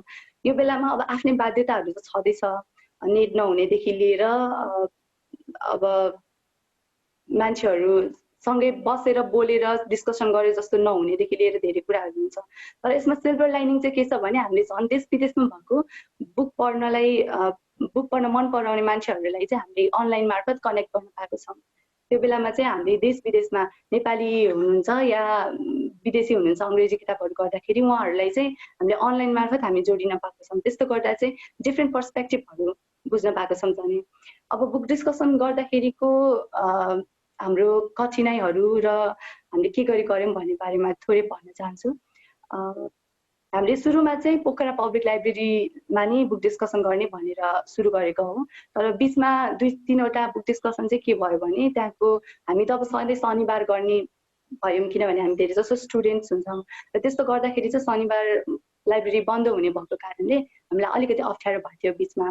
तर पछि जब हामीले पोखरा पब्लिक लाइब्रेरीको अमर दाईसँग कुरा गऱ्यौँ, उहाँ एकदमै मिलनसार सहयोगी दाई हुनुहुन्छ। हामीलाई त्यस पछाडिको हरेक बुक डिस्कसनमा चाहिँ उहाँले हामीलाई धेरै ठुलो मद्दत गर्नुहुन्छ। हामी स्टुडेन्ट भएको कारणले हामीलाई सधैँ पैसा तिरेर बुक डिस्कसन गर्नलाई नसक्ने नमिल्ने भएको कारणले पनि पोखरा पब्लिक लाइब्रेरीले चाहिँ हामीलाई त्यो स्थान दिएको छ। त्यसको लागि हामी एकदमै आभारी छौँ। अब हाम्रो यो बुक क्लबको बुक डिस्कसनको स्पेसली विशेषता के हो त भन्दा हाम्रो कुनै रिजिड स्ट्रक्चर हुँदैन। बुक डिस्कसन गर्दाखेरि हामी एउटा घेरा त परिधि त हुन्छ, यो बुकले उठाएको कुराहरू या फेरि योसँग रिलेटेड कुराहरू गर्ने भनेर एउटा त्यो घेरा त हुन्छ। तर त्यो भित्र चाहिँ हामी जता पनि जान सक्छौँ र जता गएर पनि कुरा गर्न सक्छौँ। कहिलेकाहीँ हामीले आफ्नै बुक डिस्कसनमा पनि पुस्तक पढेर नभएको बेला छ या फेरि पहिले पढिसकेको छ भने पनि हामी त्यहाँ गएर सहभागी भएर आफ्नो अनुभवहरू सेयर गर्न सक्छौँ। हिस्ट्रीसँग रिलेटेड छ भने हामीले हिस्ट्रीको अनुभव सेयर गर्न सक्छौँ। द्वन्द्वसँग रिलेटेड पल्पसा क्याफे गरिरहेछौँ भने मैले पल्पसा क्याफे पढेको छैन भने पनि मैले द्वन्द्वकालमा मैले भोगेको एक्सपिरियन्सेसहरू चाहिँ मैले सेयर गर्न सक्छु। त्यसरी हामीले कुनै एउटा कार्यपत्र नबनाइकन त्यसरी फ्लो गर्न दिन्छौँ डिस्कसन्सहरूलाई चाहिँ। अनि अब त्यो पढ्दाको एक्सपिरियन्स भनौँ, क्यारेक्टर्सहरूसँगको लगाव भनौँ या फेरि उठाइएको विषयवस्तुहरू टाइटलमाथिको सिग्निफिकेन्स केही छ कि, त्यो सबै कुराहरू चाहिँ हामीले आफ्नो एक्सपिरियन्सेसहरू आफ्नो ओपिनियन्सहरू सेयर गर्ने गर्छौँ। र यही कुरा जुन चाहिँ हाम्रो एकदमै इन्फर्मल डिस्कसन हुने गर्छ, यो कुरालाई मन पराइदिनु भएको छ। धेरै राइटरहरूले पनि मन पराइदिनु भएको छ र यहाँ हाम्रो डिस्कसनमा आउने मान्छेहरू साथीहरूले पनि मन पराइदिनु भएको छ। र त्यसरी उहाँहरूले हामीलाई यो डिस्कसन्सलाई अझै निरन्तरता दिनलाई चाहिँ एउटा इन्सपायर गर्नुभएको छ। अर्को चाहिँ कहिलेकाहीँ अब लिटरेचर इन्थुजियास्टहरू जसलाई चाहिँ अलिक एकाडेमिक कुराहरू चाहिने हुन्छ, उहाँहरूलाई चाहिँ अब अलिकति हाम्रो प्रोग्राम त्यति इफेक्टिभ नलाग्न सक्छ। तर हामी जस अहिलेसम्म चाहिँ धेरैजनाले एकदमै मन पराइदिनु भएको छ हाम्रो बुक डिस्कसन्सहरू स्पेसली। अर्को कुरा चाहिँ चाहँदै पनि हामीले धेरैजना मान्छेलाई समेटेर अगाडि बढ्न चाहिँ सकेका छैनौँ। अब रिडर्सहरू आउनुहुन्छ, एउटा डिस्कसनमा आउनुहुन्छ, अर्को डिस्कसनमा आउनु हुँदैन। त्यस्तो हुँदाखेरि चाहिँ हामी 10-15जना साथीहरू त छौँ यो बुक क्लबको मेन कोर मेम्बर जसरी हामीले यसको म्यानेजरियल डिसिजनहरू गर्ने गर्छौँ। तर योभन्दा बाहेक पनि हामीसँग हरेक बुक डिस्कसनमा आउनुहुने, हाम्रो हरेक प्रोग्रामलाई सहयोग गर्नुहुने मान्छेहरू साथीहरू पनि धेरैजना हुनुहुन्छ। तर उहाँहरूलाई चाहिँ हामीले चाहे जसरी एउटा अर्गनाइजेसन बनाएर लैजान सकेको चाहिँ छैनौँ। त्यस्तो गर्दाखेरि चाहिँ बिचमा इन्ट्रेस्ट लस भयो भने अब अपनत्व बिस्तारै हराउँदै जाने हो कि भन्ने डर चाहिँ हामीमा हुन्छ बिस्तारै उहाँहरूमा चाहिँ। अर्को चाहिँ हामीले सकेसम्म यो यङ्गर जेनेरेसनको रिडर्सहरूलाई रिट्रिट गर्न चाहिँ सकेका छैनौँ। अब यसको लागि इम्पोर्टेन्ट भनेको त अघि सरले भन्नुभयो, स्कुलहरूमा बुक बाहिरको बुकहरूको इम्पोर्टेन्सहरू भन्नेदेखि लिएर उनीहरूलाई मन परेको राइटरहरूसँग इन्टरेक्सन गराउनेदेखि लिएर त्यस्तो कुराहरू गर्न सकिन्छ। स्कुलमा पनि त्यही अनुसारको लाइब्रेरी हुनु जरुरी छ, घरमा पनि त्यही अनुसारको वातावरण हुन जरुरी छ। आजकल हामी बढी एकाडेमिक कुराहरूमा फोकस भएर हुन्छौँ होइन। अब मेरो बच्चाले चाहिँ किताब बाहेक स्कुलको किताब बाहेक अरू किताब पढ्न थाल्यो भने चाहिँ गाली गर्ने नदिने, जुन चाहिँ हामी बुक क्लबकै साथीहरूले आफ्नो घर परिवारबाट बोकेर आएको कुरा हो। यो गर्दाखेरि चाहिँ उहाँहरूलाई अलिकति यो पढ्न नहुने रहेछ कि क्या हो, या फेरि होइन मैले चाहिँ आफ्नै बुकहरू मात्र पढ्नुपर्छ भन्ने खालको त्यो सोचाइ चाहिँ डेभलप हुने गरेको देखेको छ। हामी त्यसलाई चाहिँ बिस्तारै कसरी चेन्ज गर्ने भनेर उपायहरू सोचिरहेका छौँ। कसरी नयाँ नयाँ यङ्गर जेनेरेसनलाई कसरी प्रभाव गर्न सकिन्छ, कसरी बढी रिडर्सहरू चाहिँ बनाउन सकिन्छ भनेर हामी चाहिँ सोचिरहेको छौँ। अर्को चाहिँ हामीले अर्को प्रमोट गर्ने अर्को कुरा भनेको चाहिँ हामीले हरेक बुक डिस्कसनमा बुक गिभ अवे गर्ने गर्थ्यौँ। त्यसमा चाहिँ हामी उपस्थित मान्छेहरूको नाम लेखेर त्यसलाई नम्बर दिएर गोला प्रथाद्वारा 1 या 2 जनालाई हामी बुक दिने गर्थ्यौँ। त्यो गर्दाखेरि चाहिँ उहाँहरूले आज डिस्कसनमा आउनुभयो नयाँ मान्छे र बुक पाउनु भयो भने उहाँहरूमा अलिकति भए पनि मैले बुक पाएँ, बुककै लोभले होस् या फेरि त्यो बुक पढेर अरू बुक पढ्ने लोभले होस् उहाँहरू फेरि आइदिनुहुन्छ। त्यस्तो गर्दाखेरि चाहिँ हामीले थोरै कसरी सकिन्छ जताबाट भए पनि पठन संस्कृति चाहिँ प्रमोट गर्नुपर्छ है भन्ने चाहिँ हाम्रो मेन उद्देश्य हो। अब यस्तो गर्नलाई हाम्रो आफ्नै स्रोत र साधन छैन, हाम्रो ठाउँ पनि छैन, हामीले हामीसँग कुनै कसैको फन्ड पनि छैन। त्यस्तो गर्दाखेरि चाहिँ हामीलाई यो बुक डिस्कसनमा दिने बुक गिभ अवेको लागि दिने बुकहरू चाहिँ फाइन प्रिन्टले हामीलाई सुरुदेखि नै हाम्रो काम मन पराइदिएर महिनाको 2-3वटा किताबहरू हामीलाई सहयोग गर्नुहुन्छ। सो फाइन प्रिन्टप्रति हाम्रो बुक क्लब एकदम आभारी छ। त्यस पछाडि अरू बुक पब्लिकेसन्सहरूको राइटरहरूसँग इन्टरेक्सन गर्दाखेरि चाहिँ उहाँहरूले अब जस्तो रिलिज हुँदाखेरि त्यस्तो प्रचार प्रसारमा आउनु भएको छ भने त्योभन्दा पहिले हामीलाई त्यो बुकहरू उपलब्ध गराइदिएर त्यो इन्ट्रोडक्सन प्रोग्राम गर्न लाउनुहुन्छ। त्यो बेलाको बुकहरू पनि हामीले आफू साथीहरू सर्कुलेट गरेर पढेर अनि त्यस पछाडि गिभ अवे गर्ने गरेका छौँ। अर्को चाहिँ हामीले एक्सचेन्ज प्रोग्रामहरू राख्छौँ बेला बेलामा। जस्तो सबै हामी त स्टुडेन्ट धेरै छौँ, यहाँ स्टुडेन्टहरूलाई धेरै फोकस गरेर पनि हुन्छौँ। त्यस्तो बेलामा चाहिँ सबै स्टुडेन्टहरूले पे गरेर किताब किन्न सक्छ भन्ने छैन। अब अहिले त झन् ट्याक्स लगाएर अभाइलेबिलिटी घट्दै गएको छ। त्यो बेलामा चाहिँ अति गाह्रो हुँदै गइरहेको छ बुक किनेर पढ्नलाई चाहिँ। त्यो बेलामा लाइब्रेरीहरूको र यस्तो क्लबहरूको चाहिँ एकदम इम्पोर्टेन्ट भूमिका हुन्छ भन्ने जस्तो लाग्छ हामीलाई। अब त्यो बेलामा लाइब्रेरी पनि यहाँ मैले देखेको त 2टा लाइब्रेरी छ, दीपशिखा छ यता भण्डारडिगमा र एउटा चाहिँ पोखरा पब्लिक लाइब्रेरी भयो। यो बाहेक अरू लाइब्रेरीहरू खासै हुँदैन। स्कुल तथा कलेजहरूमा चाहिँ लाइब्रेरीहरू यसरी बढाउँदै गयो, बुकहरू राख्दै गयो। अघि मोहन सरले भन्नुभयो जस्तो आफ्नो स्कुलमा लाइब्रेरी एउटा व्यवस्था गर्न सक्यो भने चाहिँ एकदम त्यो बच्चैदेखि मान्छेहरूलाई पढ्ने बानीको विकास हुँदै जान्छ। अनि अब अर्को कुरा चाहिँ त्यो बुक एक्सचेन्ज प्रोग्राम गर्दाखेरि चाहिँ हामीले के गर्छौँ भने हामीले पढिसकेको बुक र हाम्रो साथीहरूले पढिसकेको बुक चाहिँ हामी एकअर्कालाई दिएर एक्सचेन्ज गरेर हामी त्यो किताब पढ्ने गर्छौँ। त्यस्तो गर्दाखेरि चाहिँ उहाँहरूले पनि पढ्न यदि किनेरै पढ्न नसक्ने मान्छे हुनुहुन्छ या फेरि लाइब्रेरीमा जान नभ्याउने हुनुहुन्छ या नसक्ने हुनुहुन्छ, त्यस्तो मान्छेहरूलाई पनि जुनसुकै कारणले होस् पढ्न चाहने मान्छे कोही हुनुहुन्छ भने उहाँहरूलाई चाहिँ के कुराले अवरोध नपरोस् भन्ने हाम्रो मनसाय हो होइन। अब हामीले चाहिँ यस्तै गरी भेरियस प्रोग्राम्सहरू गर्दै आइरहेको छौँ। अब हाम्रो अर्को प्लान भनेको चाहिँ यही कुराहरू बुक डिस्कसनदेखि लिएर पोएट्री सेसनदेखि लिएर सबै कुरालाई निरन्तरता दिँदै जाने र सकेसम्म अरू कुन तरिकाले प्रमोट गर्न सकिन्छ त नि यङ्गर रिडर्सहरूलाई भनेर सोच्दाखेरि चाहिँ हामीले पडकास्ट पनि एउटा बाटो हुनसक्छ भनेर त्यतातिर सोचिरहेको छौँ। अहिले चाहिँ हाम्रो छिट्टै अब पडकास्टहरू पनि आउँछ होला र जसरी हुन्छ हामीलाई किनभने हामीलाई थाहा छ पढेर के हुन्छ, पढ्दाखेरिको फाइदाहरू के हुन्छ। कविताजी हजुर तपाईँको टाइम सक्यो, अब छुट्याउनु होला है। यति नै हो। हामीले जसरी हुन्छ पठन संस्कृतिलाई चाहिँ एक प्रकारले जसरी हुन्छ टेवा पुर्याउँ भन्ने हाम्रो उद्देश्य हो। अन्तमा चाहिँ यो बुक क्लब चाहिँ हाम्रो लागि एउटा बुक क्लब मात्र नभएर धेरै कुरा भएको छ होइन। जस्तो कुनै कुरामा टिप्पणी दिनु पर्यो भने हाम्रो साथीहरूले हामीलाई मद्दत गर्नुहुन्छ, कुनै कुरा लेख्यौँ भने त्यसलाई प्रतिक्रियाहरू दिनुहुन्छ। अनि अब साथीहरू पनि हाम्रो फ्रेन्डसिप पनि एक्सप्लोर भइरहेको हुन्छ। त्यस्तो बेलामा चाहिँ म जस्तो टाढा भएर घरबाट टाढा बसिरहेको मान्छेहरूले चाहिँ एउटा अर्को फ्यामिलीको रूपमा बुक क्लब स्थापित भएको छ। त्यसको लागि चाहिँ सबैलाई बुक क्लबलाई पनि बुक क्लबमा म जोडिन पाएकोमा म एकदम लकी ठान्छु आफूलाई। यति नै हो। अब केही क्वेसनहरू छ भने सोध्नु। Thank you. हस्, धन्यवाद कविताजीलाई। अबको पालो खुल्ला छलफल तथा प्रश्न उत्तरको हो। अबको प्रश्न उत्तर सेसनलाई हाम्रो प्रतिसन्त दाइले सहजीकरण गर्नुहुनेछ। सबैलाई नमस्कार। पहिला सर्वप्रथम त कविताजी, विजयजी र मोहनजीलाई आफ्नो प्रस्तुतिको लागि धन्यवाद।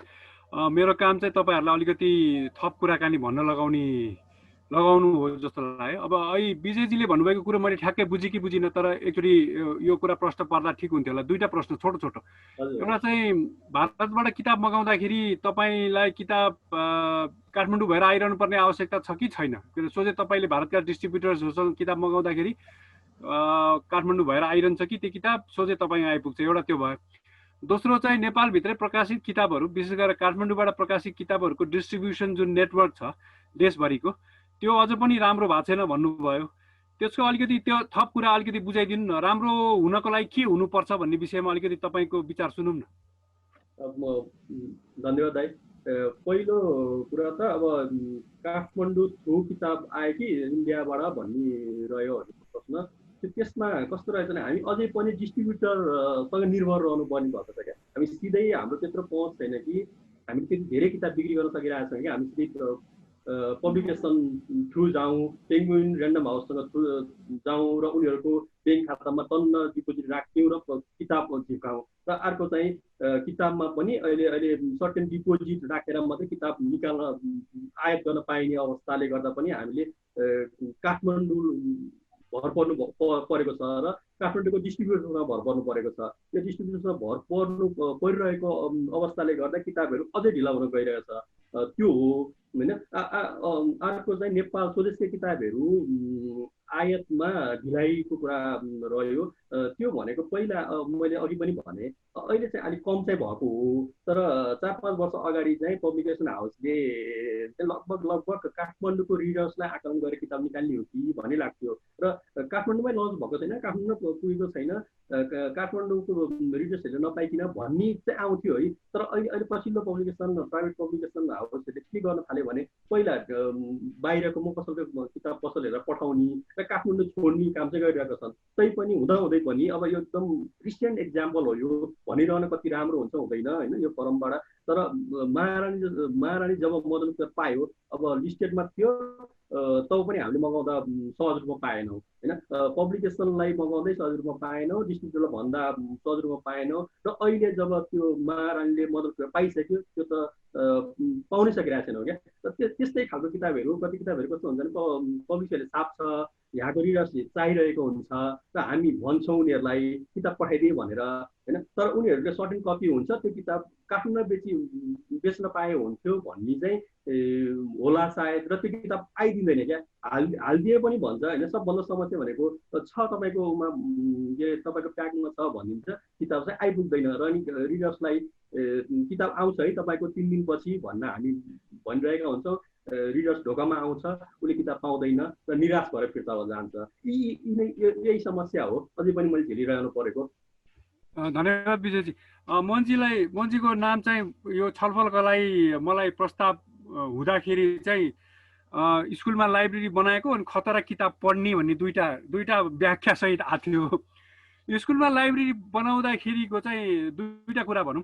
एउटा स्कुलमा लाइब्रेरीमा किताबहरू सङ्ख्या बढाउँदै लगिसकेपछि स्कुलका बच्चाहरूलाई किताबका लेखकहरूलाई भेटाइदिने काम तपाईँ स्कुलमा प्रिन्सिपल हुँदा गर्नुभयो कि भएन? जस्तो स्कुलमा लाइब्रेरीमा किताब त धेरै भए होइन, लेखकहरूलाई पनि स्कुल ल्याएर बच्चाहरूसँग इन्टरेक्सन गरिदिने काम त्यस्तो गर्नुभयो कि भएन? अनि दोस्रो कुरा चाहिँ पोखराको अरू स्कुलहरूमा पनि तपाईँले सेवा गर्नुभएको स्कुलमा त लाइब्रेरी बनाउनु भयो, अरू स्कुलमा पनि यस्तै लाइब्रेरीहरू बलियो बनाउँदै लगेका उदाहरणहरू छन् कि छैनन्? धन्यवाद वन्दजी। कस्तो रह्यो भने अब जस्तै म किताब पढ्न रुचि राख्ने मान्छे भएको हुनाले पनि विद्यालयको पुस्तकालयलाई अलि चाहिँ चुस्त दुरुस्त बनाउनुपर्छ र पुस्तकहरू थुप्रो राख्नुपर्छ, राम्रा पुस्तकहरू भएको पुस्तकालय हुनुपर्छ भन्ने मेरो मान्यता सुरुबाटै रह्यो र त्यसैको लागि मैले सधैँ प्रयत्न गरेँ। र रह्यो के भनेदेखि हजुरको पहिलो प्रश्नको उत्तरमा किताबहरू त सङ्कलन गरियो, तर पनि कहिले पनि लेखकहरूलाई बोलाएर उनीहरूलाई थप प्रेरित पुस्तक पढ्नको लागि थप प्रेरित गर्ने काम चाहिँ गरिएन। यो चाहिँ एउटा त्यति ठिक गरिएन कि गर्नुपर्ने कुरा गरिएन कि जस्तो लाग्छ मलाई। त्यो गर्नु पर्थ्यो। त्यो भएको भएदेखि विद्यार्थीलाई पुस्तक पढ्ने थप प्रेरणा हुन्थ्यो। जस्तै उदाहरणको लागि किताब पढ्ने कल्चर विकास गर्न पोखरामा लिटरेचर फेस्टिभलले प्रशस्त योगदान पुर्याएको छ। प्रत्येक वर्ष जस्तै फाइन प्रिन्ट्स र आइएमईको सहयोगमा हुने चाहिँ लिटरेचर फेस्टिभलले राम्रो सहयोग गरेको छ, उत्प्रेरणाको काम गरेको छ, एउटा लुब्रिकेटिङ चाहिँ सब्सटेन्सको गरेको चाहिँ मैले पाएको छु। त्यस्तै अर्को प्रश्न के थियो हजुरको? अर्को चाहिँ पोखरामा तपाईँले आफ्नो स्कुलमा जुन स्कुलमा सेवा गर्नुहुन्थ्यो त्यहाँ त लाइब्रेरी बनाउनु भयो, अरू स्कुलहरूमा त्यतिकै सबल लाइब्रेरीहरू बन्दैछन् कि छैनन्? यस्तो रहेछ यो बन्दी चाहिँ के छ भने जुन हुनु त मसँग तथ्यात्मक डाटा छन् त्यति छैन। मैले पोखराका केही स्कुलहरूको नाम लिँदाखेरि अब लाइब्रेरी म एउटा आफ्नै स्कुल र अर्को यस्तै एसओएस हर्मन माइनर स्कुल पोखरा भन्ने छ, तिब्बतन शरणार्थीहरूको लागि एसएस बालग्राम नेपालले खोलिदिएको स्कुल छ। त्यो घारीपाटनमा छ, छोरीपाटनमा पनि छ, त्यहाँ पनि राम्रो लाइब्रेरी छ। त्यस्तै प्राइभेट स्कुलहरू र मलाई के लाग्छ भने चाहिँ मेरो आफ्नो अनुभवमा जुन स्कुलका प्रिन्सिपलहरूले किताब पढ्न रुचाउँछन्, जो किताब पारखी छन् अङ्ग्रेजी एवं नेपाली साहित्य अथवा विधाका, तिनीहरूका लाइब्रेरीहरूको जोहो चाहिँ राम्रो भएको पाएको छु मैले। जस्तै माथि भन्नाले यहाँ पोखराको उत्तर हाम्रो लामाचौर त्यहाँ चाहिँ सरस्वती आदर्श वृद्धाश्रम भन्ने छ, त्यहाँ पनि मैले राम्रो लाइब्रेरी देखेको छु। गण्डकी बोर्डिङ त अब त्यो पुरै छोडौँ, गण्डकी बोर्डिङ पोखरामा सबैभन्दा राम्रो चाहिँ लाइब्रेरी भएको स्कुल हो। त्यस्तै यहाँ टप्स बोर्डिङ स्कुल छ, त्यसको पनि राम्रै लाइब्रेरी छ। त्यस्तै अब अरू चाहिँ मलाई अहिले एक्ज्याक्टली सम्झनामा त आएन होइन, तर जस्तै अर्को एउटा छ यहाँ के अरे नेपाल आदर्श स्कुल भन्ने छ यहाँ उसमा के अरे भण्डारडिकमा छ, अनि त्यहाँकै नजिकै छ अर्को डायमन्ड स्कुल भन्ने छ। यी विद्यालयहरूमा पुस्तकालयहरू चाहिँ साथीहरूले राम्रै व्यवस्था गर्नु भएको छ कि जस्तो लाग्छ मलाई। धन्यवाद धन्यवाद। अब मेरो अर्को प्रश्न चाहिँ कविताजीलाई, अहिले तपाईँले चाहिँ यो जुन मासिक चाहिँ पोखरा पब्लिक लाइब्रेरीमा छलफल यहाँहरूले चलाइरहनु भएको वाट द बुक क्लबले बारे चाहिँ आफ्नो ठाउँ पनि छैन भन्नुभयो, तर त्यो ठाउँ भन्नाले पब्लिक लाइब्रेरी त पब्लिकै ठाउँ हो नि त, त्यो हिसाबले त्यो पोखरा पब्लिक लाइब्रेरी र वाट द बुक क्लबको संयुक्त आयोजना भनेर चाहिँ त्यो सिरिज किन प्रस्ताव नगरिएको, अथवा गरिए भए त्यो त्यसरी नै प्रस्ताव भइरहेछ कि एउटा त्यो कुरा क्लियर गरौँ। अर्को भर्खरै मैले जुन मोहनजीलाई जे प्रश्न सोधेँ नि, स्कुलहरूमा लेखकहरू लगेर छलफल उहाँले आफ्नो जुन स्कुलमा उहाँ हुनुहुन्थ्यो त्यहाँ गर्नु भएन भन्नुभयो, तपाईँहरूले त्यसबारे सोच्नु भएको छ? हजुर, सुरुको क्वेसनमा चाहिँ हजुर, पोखरा पब्लिक लाइब्रेरी भनेपछि पब्लिकै स्पेस हो, हामीले त्यही मान्यता राखेरै हामी त्यहाँनिर त अहिलेसम्म बुक डिस्कसन गर्दै आइरहेको छौँ। र यस्तो अब रिटन अग्रिमेन्ट त छैन हाम्रो कि हामी दुईजना पोखरा पब्लिक लाइब्रेरीसँग हाम्रो बुक क्लबको सहकार्य गरेर लैजाने भन्ने, तर हाम्रो भर्बल चाहिँ त्यही अग्रिमेन्ट भएको हो।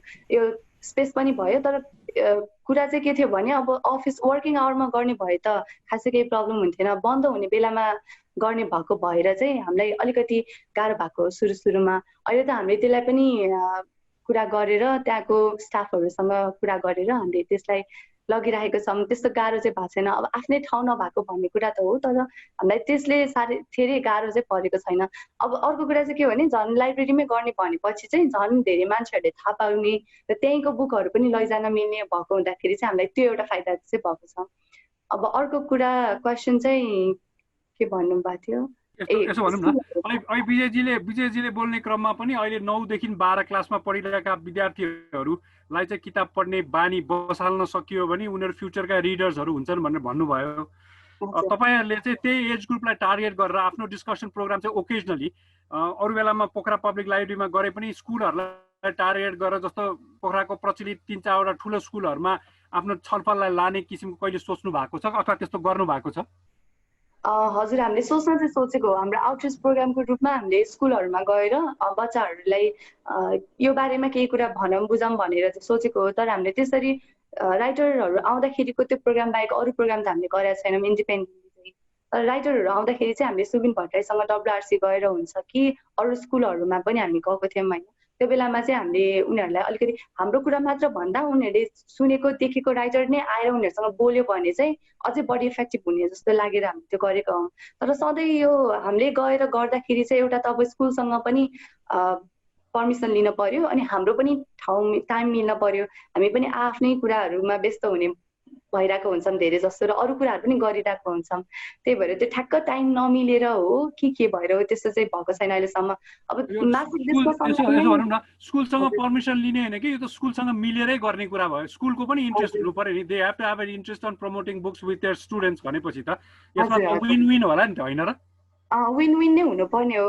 अब त्यही अब यस्तो हुन्छ फेरि अब कतिपय स्कुलहरूमा त अहिले त एकदम रिजल्टसँग मा चाहिँ त्यो गर्ने भइरहेछ। अब बिस्तारै त्यो पनि चेन्ज हुँदैछ हुन त, तर अहिलेसम्म चाहिँ रिजल्ट राम्रो हुने कुरामा चाहिँ बढी फोकस गरेको पाइन्छ। As a whole holistic development होस् बच्चाको भन्दाखेरि पनि हाम्रो स्कुलको रिजल्ट राम्रो होस् भन्ने कुरामा कतिपय स्पेसली नन गभर्मेन्ट स्कुलहरू चाहिँ त्यो कुरामा बढी फोकस भएको पाइएको पनि छ। अब यस्तो हुँदै नहुने गर्ने नमिल्ने भनेको छैन। अब हामी त्यो पनि सोच्न चाहिँ सोचिरहेको छौँ। अहिले फेरि हामीले त्यही कुराहरू आउटरिच प्रोग्रामहरू गर्ने भन्दा भन्दा पेन्डेमिक स्टार्ट भइदिएर हामीले त्यो कुरालाई चाहिँ त्यो थटलाई चाहिँ त्यहीँ राखिरहेको छौँ। तर पछि त्यस्तो गर्न सकिन्छ। हाम्रो मन्थली बुक डिस्कसनलाई नै त्यहाँ लान नसके पनि बिचबिचमा गएर इन्टरेक्सन प्रोग्रामहरू गर्न चाहिँ सकिन्छ। धन्यवाद। विजयजीतिर म यो दुईवटा प्रश्न राख्छु। विजयजी चाहिँ त्यहाँ अब किताबको विक्रेता मात्र हुनु भएन, उहाँको दुईवटा पसलमध्ये एउटा पसल जहाँ अहिले उहाँ बसिरहनु भएको छ देखिन्छ, हो मैले ठिक अनुमान गरेको हो भने त्यो ठाउँ उहाँले उपलब्ध गराएर त्यहाँबाट त मैले पनि कुनै बेलामा बोल्या जस्तो लाग्यो त्यो ठाउँबाट। त्यसबाहेक त्यो ठाउँलाई उहाँले अरू थुप्रै टिम्सहरू र व्यक्तिहरूलाई उपलब्ध गराएर पुस्तक सम्बन्धी छलफलहरू त्यहाँ गर्नुहुन्छ। अनि यो सबै तपाईँ किन गर्नुहुन्छ यार? यो अब एउटा त व्यवसायिक स्वार्थ होला भाइ नराटी भन्नुपर्दा, होइन? अब कमाउला भन्। तर अर्को कुरा लिटरेचरतिर मेरो मोह हो। म मास्टर्स चाहिँ मैले शङ्करदेवमा गरेको, सानो ब्याकग्राउन्ड भने मास्टर्स चाहिँ मैले शङ्करदेवमा गरेको। म जमलमा कपुरधारा बस्थेँ, जमलबाट हिँडिरहँदा Mandala book point education book हाउसतिर छिर्थेँ क्या। म यत्तिकै रुम लिन मलाई त्यो त मन लाग्थ्यो र सोचेँ मैले कि यस्तो किताब यस्तो पुस्तक पसल छाप्न सक्दिनँ होला पोखरामा भनेर। र पोखरा जब फिर्ता भएँ अरू धेरै अप्सन सोच्न भ्याइनँ मैले। सायद सानो बजेटमा किताब पसल नै उपयुक्त हुन्छ कि भन्ने सोचेँ। र पछि कन्सेप्ट मोडिफाई हुँदै जाँदा होइन यो ठाउँ अझै पिएन क्याम्पस अगाडि भयो भने अझै राम्रो हुन्छ कि भनेर त्यता पनि मैले लगेको पुस्तक पसललाई। र त्यहाँ चल्न सकेन, अब विभिन्न कारणले चल्न सकेन, मैले सोच्न भ्याइनँ, होइन? मेरो आकलन मिलेन, स्ट्राटेजी फेल भयो त्यहाँ। र मैले त्यो फिर्ता गरेँ। र मैले कसरी सोचिरहेँ भने किताब पसल मात्रै होइन, अब म सबै पोखराको साहित्यिक प्रोग्राम एकै ठाउँमा गर्ने र मान्छेलाई त्यही नै जबरजस्त आउनु पर्ने बनाउँछु भनेर मेरो सोच थियो क्या। पोखराको किताबको भाटबडी नै बनाउँछु भन्ने मेरो सोच हो, होइन? त्यहाँ नगएको हुँदैन भन्ने कुरा। र अनि क्रिएटिङ डिसेटिस्फ्याक्सन त्यहाँ गएको छैन म भन्ने बनाउँछु भन्ने सोचले नै त्यो स्थापना गरेको हो। र त्यो भइ पनि रहेको थियो, होइन? अब प्राय पोखराको साहित्यिक प्रोग्रामहरू हाम्रोमा हुन्छ र भइ पनि रहेको छ। र त्यसले मलाई कता कता सन्तुष्टि दिन्छ। सन्तुष्टि भन्ने कुरा ठ्याक्कै मोनिटरी भ्यालुमा कम्पेयर हुँदो रहेछ, त्यति नै हो। धन्यवाद। अर्को कुरा नि यो जसले उत्तर दिए पनि हुन्छ, तर सायद विजयजी र कविताजी अलिक बेटर पोजिसनमा हुनुहुन्छ होला। गएको 10 वर्षमा अझ त्योभन्दा पनि गएका 5 वर्ष 6 वर्षमा चाहिँ काठमाडौँ बेस्ड पब्लिसरहरूले जब ट्रेड बुक्सहरू विशेष गरेर फिक्सनकै बुक्सहरू किताबहरू निकाल्न थाले, त्यसका लेखकहरूसँग देशभरिको टुर गर्ने एउटा सिस्टम पनि निकाल्न थाले। अनि त्यो पनि अब अहिले प्रचलनमा आएको छ। अहिले पेन्डेमिक भएपछि त इन पर्सन यस्ता मिटिङ्सहरू त अब अहिले गर्न सम्भव भएन। पेन्डेमिकभन्दा अगाडि थुप्रै पब्लिसरहरूले आफ्नो अथरहरूलाई चाहिँ देश भ्रमणमा विथ देयर बुक्स लगे। त्यो गर्ने क्रममा चाहिँ पोखरामा यस्ता इभेन्ट्सहरू कति भएका छन्? पब्लिसरहरू आउने, पोखराको कुनै होस्टले जस्तो विजयजीको ठाउँमा अथवा वाट द बुक क्लब आफैले चाहिँ यो बुक टुरलाई होस्ट गरेर चाहिँ लेखकहरूसँग इन्टरेक्सन गर्ने काम कति भएको छ? जसले एन्सर दिनुभए पनि हुन्छ। कविताजी? त्यो चाहिँ अघि मैले भने हाम्रो दुईजना राइटरहरूसँग चाहिँ हामीले त्यस्तै गरी इन्टरेक्सन गरेका थियौँ।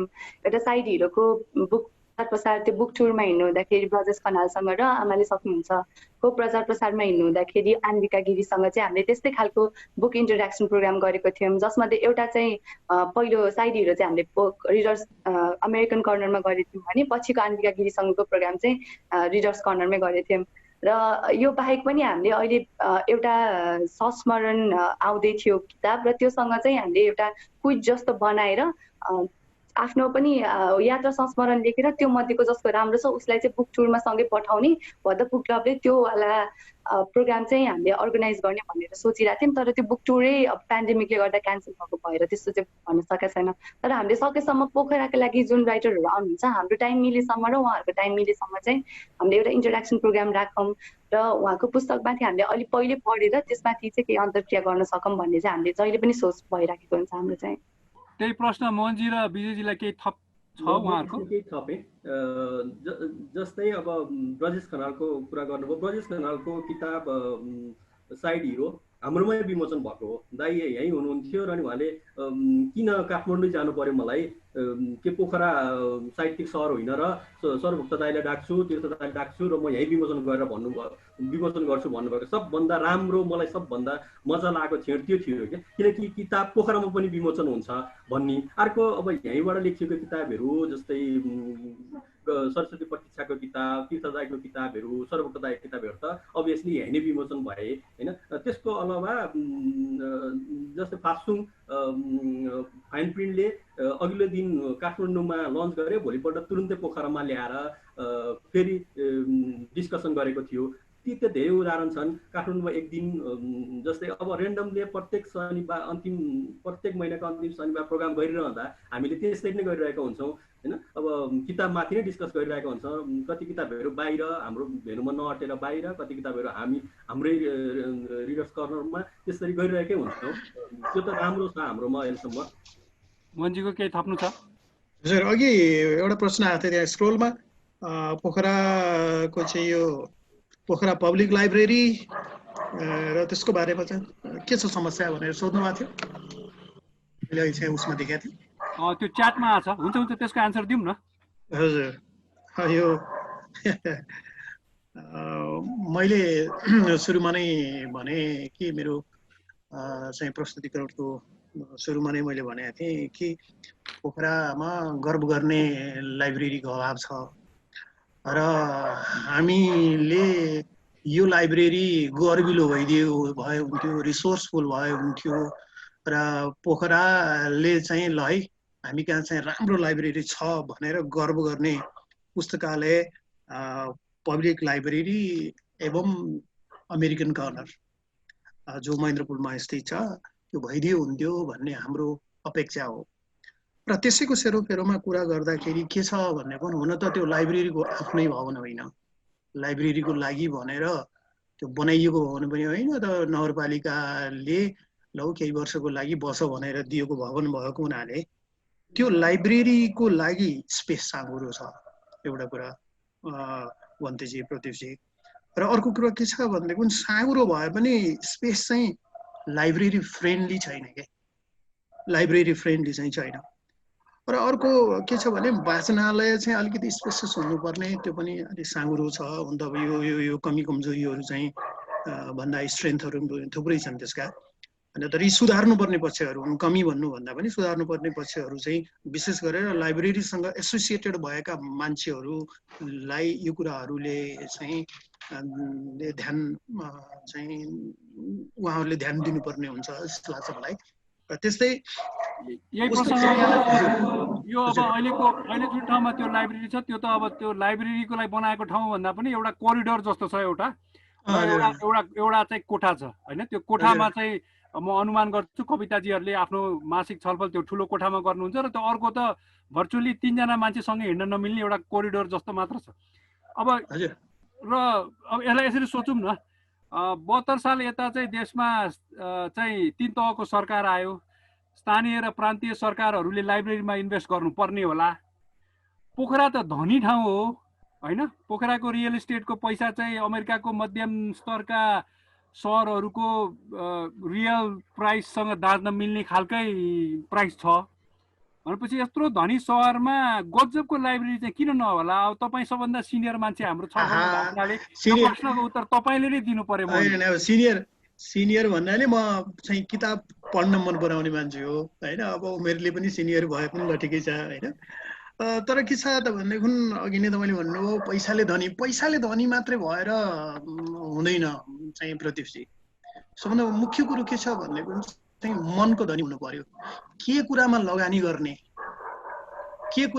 गर्ने, हामी मन्दिर बनाउन चाहिँ करोडौँ रुपियाँ खर्च गर्छौँ, तर सिटीले गर्व गर्ने प्रकारको सिटीको इतिहास, हाम्रो संस्कार, हाम्रो विगत, वर्तमान र भविष्यको लागि एउटा चाहिँ गर्व गर्ने पुस्तकालय स्थापना गर्न हामी चाहिँ हात कमाउँछौँ र स्थिति यस्तो छ।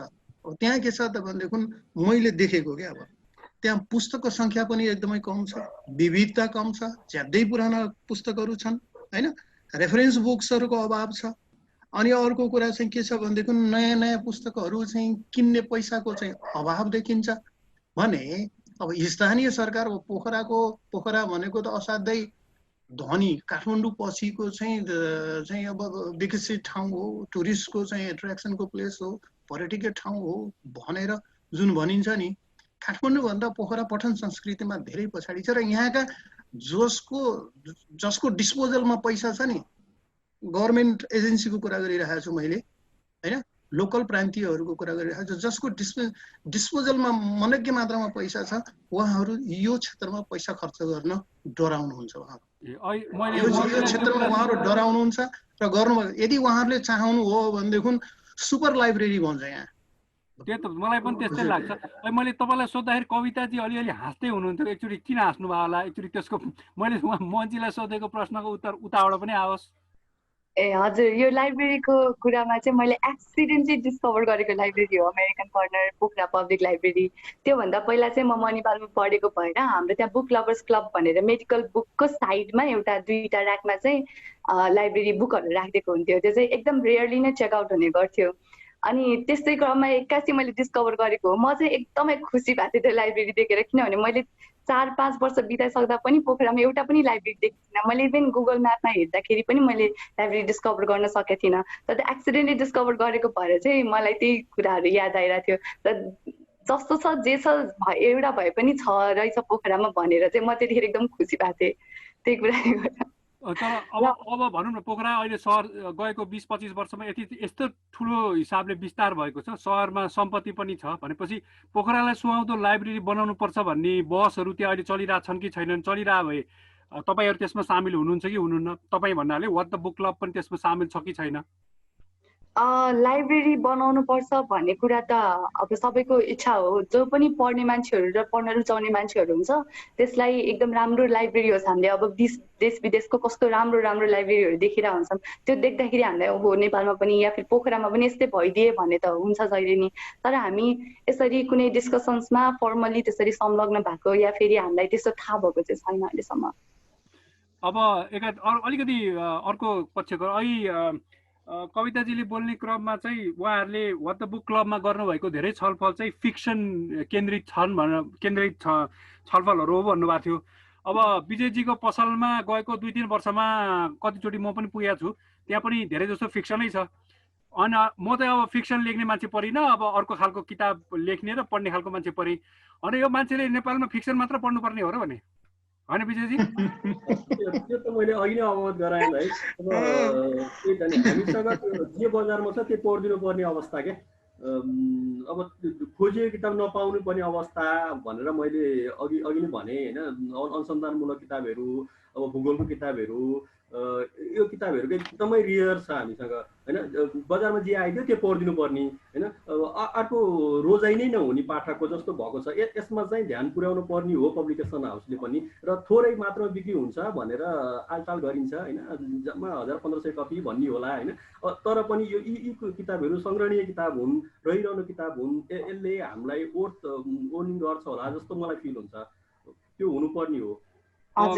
कविताजीले पनि हजुर, थोरै थप्न चाहे मैले त्यसको बारेमा चाहिँ हामीले चाहिँ यो यङ्गर रिडरहरूलाई बढी अट्र्याक्ट गराउने हेतुले गरेको डिस्कसन्सहरू अर्गनाइज गर्ने भएकोले चाहिँ युजली यङ्गर जेनेरेसनलाई चाहिँ नन फिक्सन भन्दा सुरुमा पढ्दाखेरि कसले चाहिँ अट्र्याक्ट गर्छ त नि पुस्तक पढ्नलाई, त्यो मोह जगाउने काम चाहिँ केले गर्छ भनेर हेर्दाखेरि चाहिँ हामीले हाम्रो अनुभवको आधारमा चाहिँ फिक्सन्सहरू बढी इफेक्टिभ हुने देखेर हामीले त्यतातिर बढी फोकस गरे हो। तर हामीले नन फिक्सन गर्दै नगर्ने चाहिँ होइन। हामीले नन फिक्सन शङ्कर लामिछानेको किताब गऱ्यौँ। अब हाम्रो नेक्स्ट डिस्कसन छ हाम्रो अटोबायोग्राफीमा छ, पल क्यालेनिथको व्हेन ब्रेथ बिकम्स एयरमा छ। हामीले नन फिक्सन बुकहरूलाई पनि स्थान त दिइरहेको हुन्छौँ, अलिकति फोकस चाहिँ उता गरेको भनेको मात्रै हो।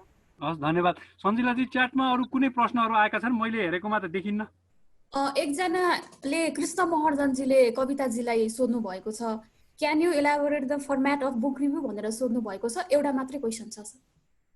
सरी, तपाईले भने बुझिएन है, क्यान यु के इलाबोरेट के? कविताजीलाई सोध्नु भएको छ कृष्ण महर्जनजीले, उहाँले can you elaborate the format of book review भनेर सोध्नु भएको छ। बुक रिभ्यू कि बुक डिस्कसन्स? बुक रिभ्यु भनेर सोध्नु भएको छ उहाँले। त्यो त अलि यो आजको छलफलको विषय परेन, मैले त्यसलाई चाहिँ इन्टरटेन गरिनँ है। तर तपाईँहरूको डिस्कसनको एउटै मात्र फर्मेट छ कि त्यो विभिन्न फर्मेट अपनाउनु भएको छ कविताजी? हजुर हजुर, हामीले चाहिँ यस्तो कुनै पनि रिजिड स्ट्रक्चर छैन। मैले अघि नै भनेको थिएँ, हाम्रो चाहिँ अब जस्तो हामीले एउटा कुनै किताबमा छलफल गऱ्यौँ भने हामी त्यसमा पहिला त हामीले अब समरीदेखि सुरु गर्छौँ, प्रब्लली धेरै जसो समरीबाट सुरु गऱ्यौँ भने त्यस पछाडि हामीले एक्सपिरियन्सेसहरू सेयर गर्छौँ। मलाई यो पुस्तक पढ्दा कस्तो अनुभव भयो, कुन चाहिँ कुराले मलाई बढी छोयो भन्ने कुराले गर्छौँ र बिस्तारै हामी त्यो मोल्ड गर्दै जान्छौँ, शीर्षकतिर जान्छौँ, क्यारेक्टरहरूको डेभलपमेन्ट कसरी भयो त्योतिर जान्छौँ। तर फुल्ली एकाडेमिक एकदम लेखेर लिएर आउने रिभ्यू गर्ने भन्ने कुरा चाहिँ हाम्रोमा हुँदैन। हामीले त्यही अब इन्फर्मल डिस्कसन नै बढी हुने चाहिँ यो बुक क्लबको विशेषता नै हो बुक डिस्कसनको। यो तपाईलाई यो पेन्डेमिक कालमा जुममा छलफल हुन थाल्यो भन्नुभयो नि, यो व्हाट द बुक क्लबकै, त्यसले गर्दाखेरि पोखरामा नट बेस्ड मान्छेहरूको पनि जुमको यो डिस्कसनमा पार्टिसिपेसन हुने गरेको छ। एकदम त्यो चाहिँ हाम्रो एउटा त्यो हुन्छ नि एउटा सिल्भर लाइनिङ जस्तो कुरा भयो। हाम्रो चाहिँ अब फिजिकल्ली प्रेजेन्ट हुन नसकेको बेलामा पनि यो जुम हामीले अहिले चाहिँ जुममा यो 40 मिनट्सको टाइम लिमिट भएको कारणले हामीले अहिले गुगल मिटमा गर्छौँ। त्यसमा गर्दाखेरि चाहिँ हामीले अमेरिकामा हुने हाम्रो साथीहरू पनि इन्भल्भ भएको छ भने इन्डियाबाट हाम्रो साथीहरू इन्भल्भ भएको छ, काठमाडौँको कति साथीहरू इन्भल्भ भएको छ। उनीहरूलाई चाहिँ हामीले अलिकति यो घेरा चाहिँ बढ्दै बढ्दै गइरहेछ हाम्रो। अब हाम्रो बुक क्लब भनेर त्यस्तो अरू सहरहरूमा त्यसरी यस्तो शाखाहरू भनेर त छैन, तर उहाँहरूले पनि हाम्रो एकचोटि आइसकेपछि मन पराइदिएर अनि फेरि समय छुट्याएरै आइदिनुहुन्छ कि। इन्डियामा हुनुहुन्छ एउटा साथी, उहाँले चाहिँ सोधेर हरेकचोटिको डिस्कसनमा आउने प्रयास गर्नुहुन्छ। त्यस्तो गर्दा चाहिँ हामीलाई खुसी लाग्छ, एकदम धेरैजना मान्छेलाई थाहा हुँदैछ र धेरै सहभागिता बढिरहेको छ भनेर। धन्यवाद। पार्टिसिपेन्ट्सहरू 22-23 जना देख्छु, उहाँहरूमध्ये कसैलाई हाम्रो 3 जना प्यानलिस्टहरूलाई केही सोध्न मन छ कि? अब अर्को 10 मिनट जति हामीसँग समय छ।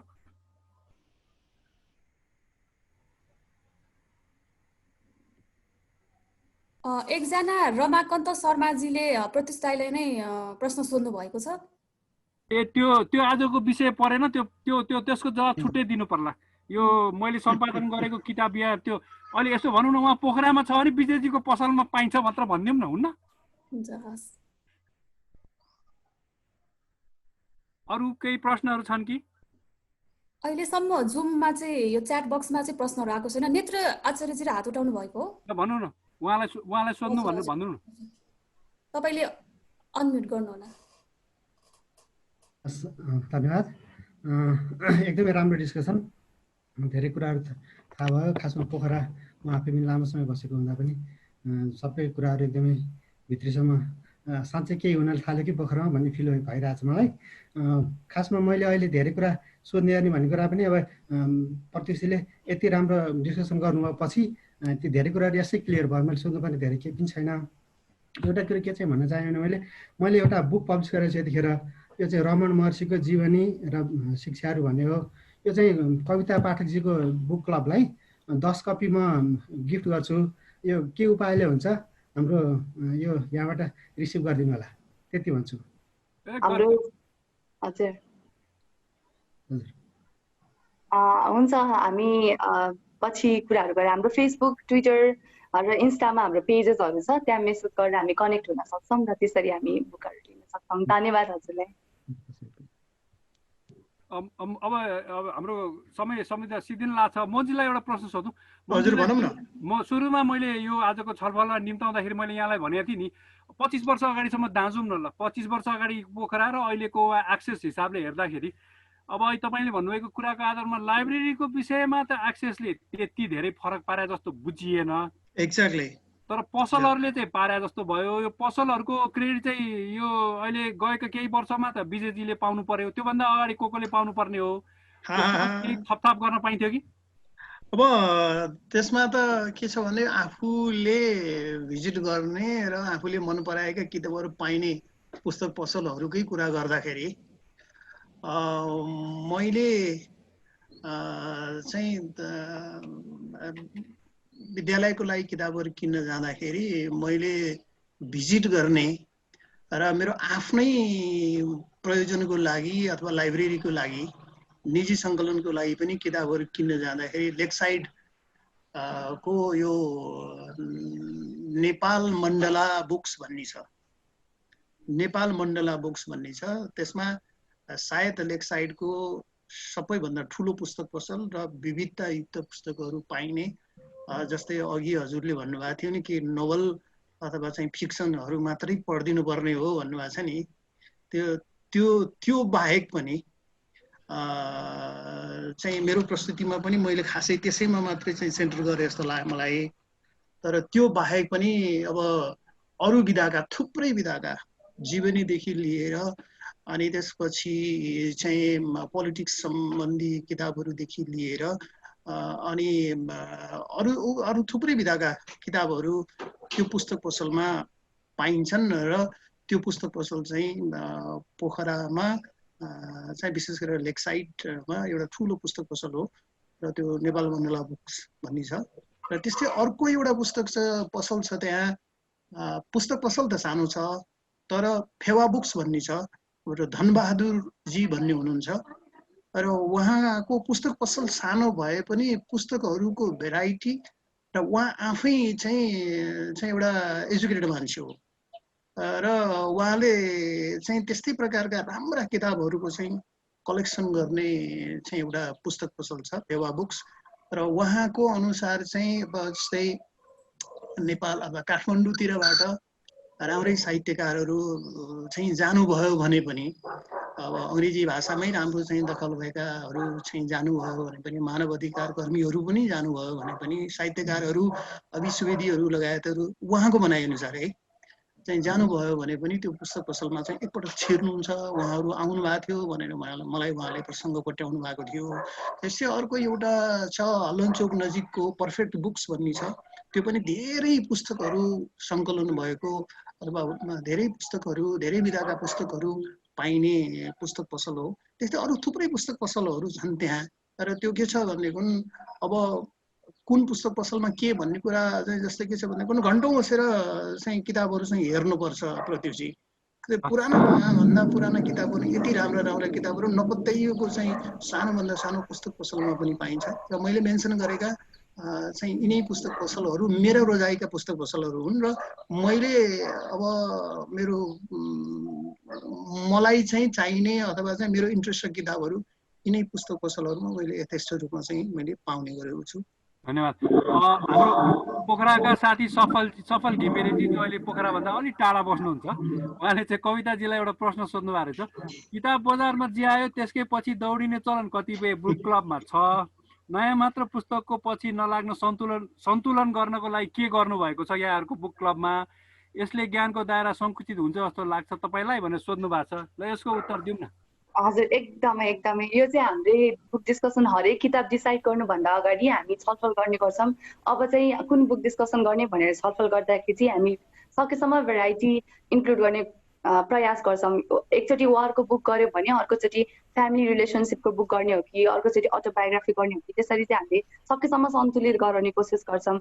र नयाँ पुस्तक जुन आयो त्यसकै पछाडि दौडिने भनेर चाहिँ हामी त्यस्तो चाहिँ गर्दैनौँ। यदि त्यस्तो पुस्तकहरू राइटरसँग इन्टरेक्सन गर्न पायौँ भने चाहिँ हामीले त्यो छुट्टै प्रोग्राम गरेर राइटर इन्टरेक्सन गर्ने गर्छौँ, जस्तो कि प्रचार प्रसारको क्रममा हुन्छ।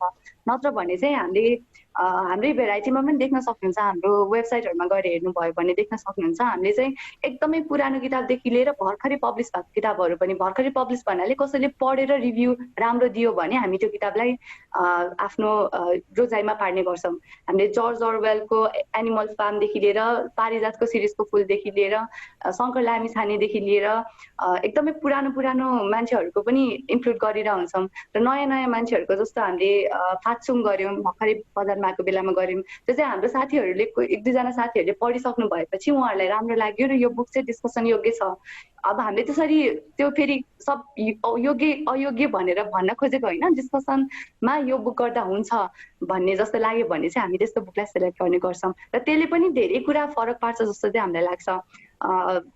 त्यो भेराइटी पनि भयो एउटा, र एउटा पुरानो र नयाँ गर्दाखेरि चाहिँ पहिलाको लेख्ने तरिकादेखि लिएर अहिलेको लेख्ने तरिकादेखि लिएर अनि त्यो उठान हुने विषयवस्तु, जस्तो हामीले भर्खर प्रेतकल्प गऱ्यौँ, प्रेतकल्पमा उठान हुने विषयवस्तु र अहिलेको नयाँ किताबमा उठान हुने विषयवस्तुमा अलिकति अन्तरहरू हुन्छ।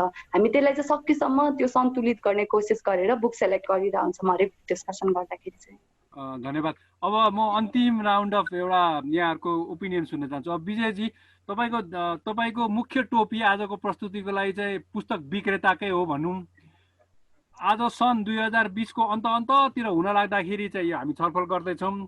आजको 5 वर्षपछि तपाईँ पुस्तक विक्रेताको हैसियतमा चाहिँ कस्तो पोखरा देख्न चाहनुहुन्छ? सन् 2025को अन्ततिर हामीले यस्तै छलफल गऱ्यौँ भने के दङ्ग परेको रिपोर्ट दिन चाहनुहुन्छ? ल भनौँ त। मलाई धेरै कुरा त त्यो थाहा भएन। म एकचोटि सर्वभक्त दाईलाई भेट्दा के भन्नुभयो भने उहाँ यो भर्खर लन्डन गएर आउनुभएको रहेछ होइन। दाईले भन्नुभयो अचम्मको सहर रहेछ, म त्यो सहरको नाम ठ्याक्कै याद भएन मलाई, रहेछ यति सानो गाउँ जस्तो छ सहर भाइ, तर पनि एउटा किनारा सामान्य पसल छ, अर्कोमा चाहिँ पुस्तकालय छ होइन। फेरि अर्को एउटा सामान्य पसल छ, अर्को पुस्तकालय, जनसङ्ख्या एकदम थोरै भएको सहरमा एउटा घर छोडेर अर्को पुस्तकालय छ। त्यस्तो पनि हुन सक्दो रहेछ है, त्यो हाम्रो कल्पना गर्न सक्छौँ। र हामीले भन्नुहुन्थ्यो क्या दाइले, मैले त्यो भनिरहँदा उहाँलाई टुवा परेर हेरिरहेको थिएँ। त्यति धेरै कल्पना त गर्न सक्दिनँ होला, तर मलाई लागेको चाहिँ एउटा वडामा, पोखराको एउटा वडामा एउटा लाइब्रेरीसम्म, अथवा होइन लाइब्रेरी सक्दैन गभर्मेन्टले भने हामीले प्राइभेट रूपले पनि एउटा कफी सपमा लगभग चलेको चल्तीय किताबहरू राखिने तरिकाले डेभलप होस् पोखरा भन्ने चाहन्छु मैले त। अनि मोहनजी, खतरा किताब पढ्ने मान्छेको हैसियतमा 5 वर्षपछि किताब के अरे पोखरामा किताबको पठन संस्कृति र अरू पक्ष चाहिँ कस्तो होस् भन्ने चाहनुहुन्छ? प्रश्न त ठुलैको पर्यो।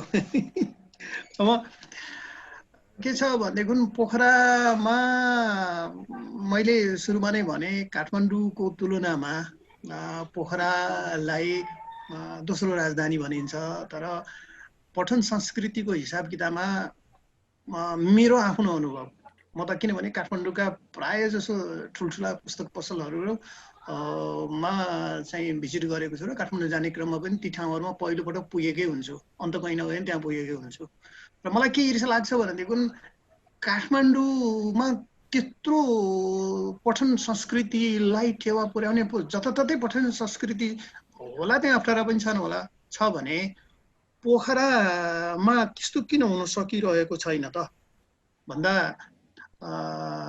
चाहिँ यहाँ पनि त्यहाँ जस्तै ठुल्ठुला राम्रा धेरै चाहिँ चोइसेसहरू भएका चाहिँ पुस्तक पसलहरू हुन्।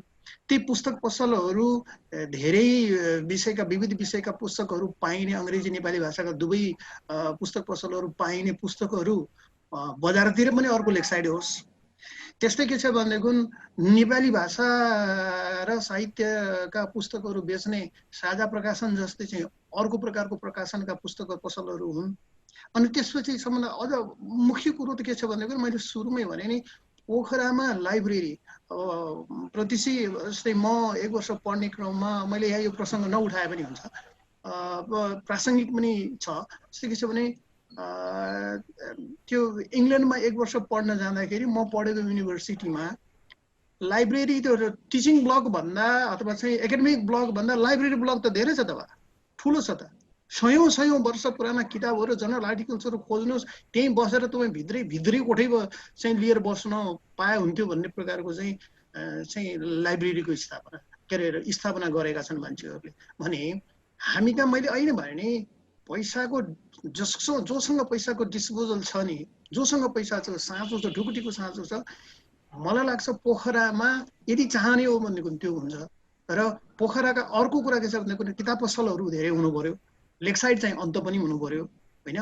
र अर्को कुरा के छ भन्दा प्रायः जसो विद्यालयहरूले सरकारीदेखि लिएर प्राइभेट स्कुलका, मैले अघि चाहिँ थुप्रै स्कुलहरूको नाम भन्न मैले छुटाएको छु, र यी विद्यालयहरूमा पनि विद्यार्थीहरूलाई पठन संस्कृति डेभलप गर्ने, पठन संस्कृतिमा मोटिभेट गर्ने प्रकारको स्तरीय लाइब्रेरीहरूको स्थापना प्रत्येक स्कुलहरूले गरून्।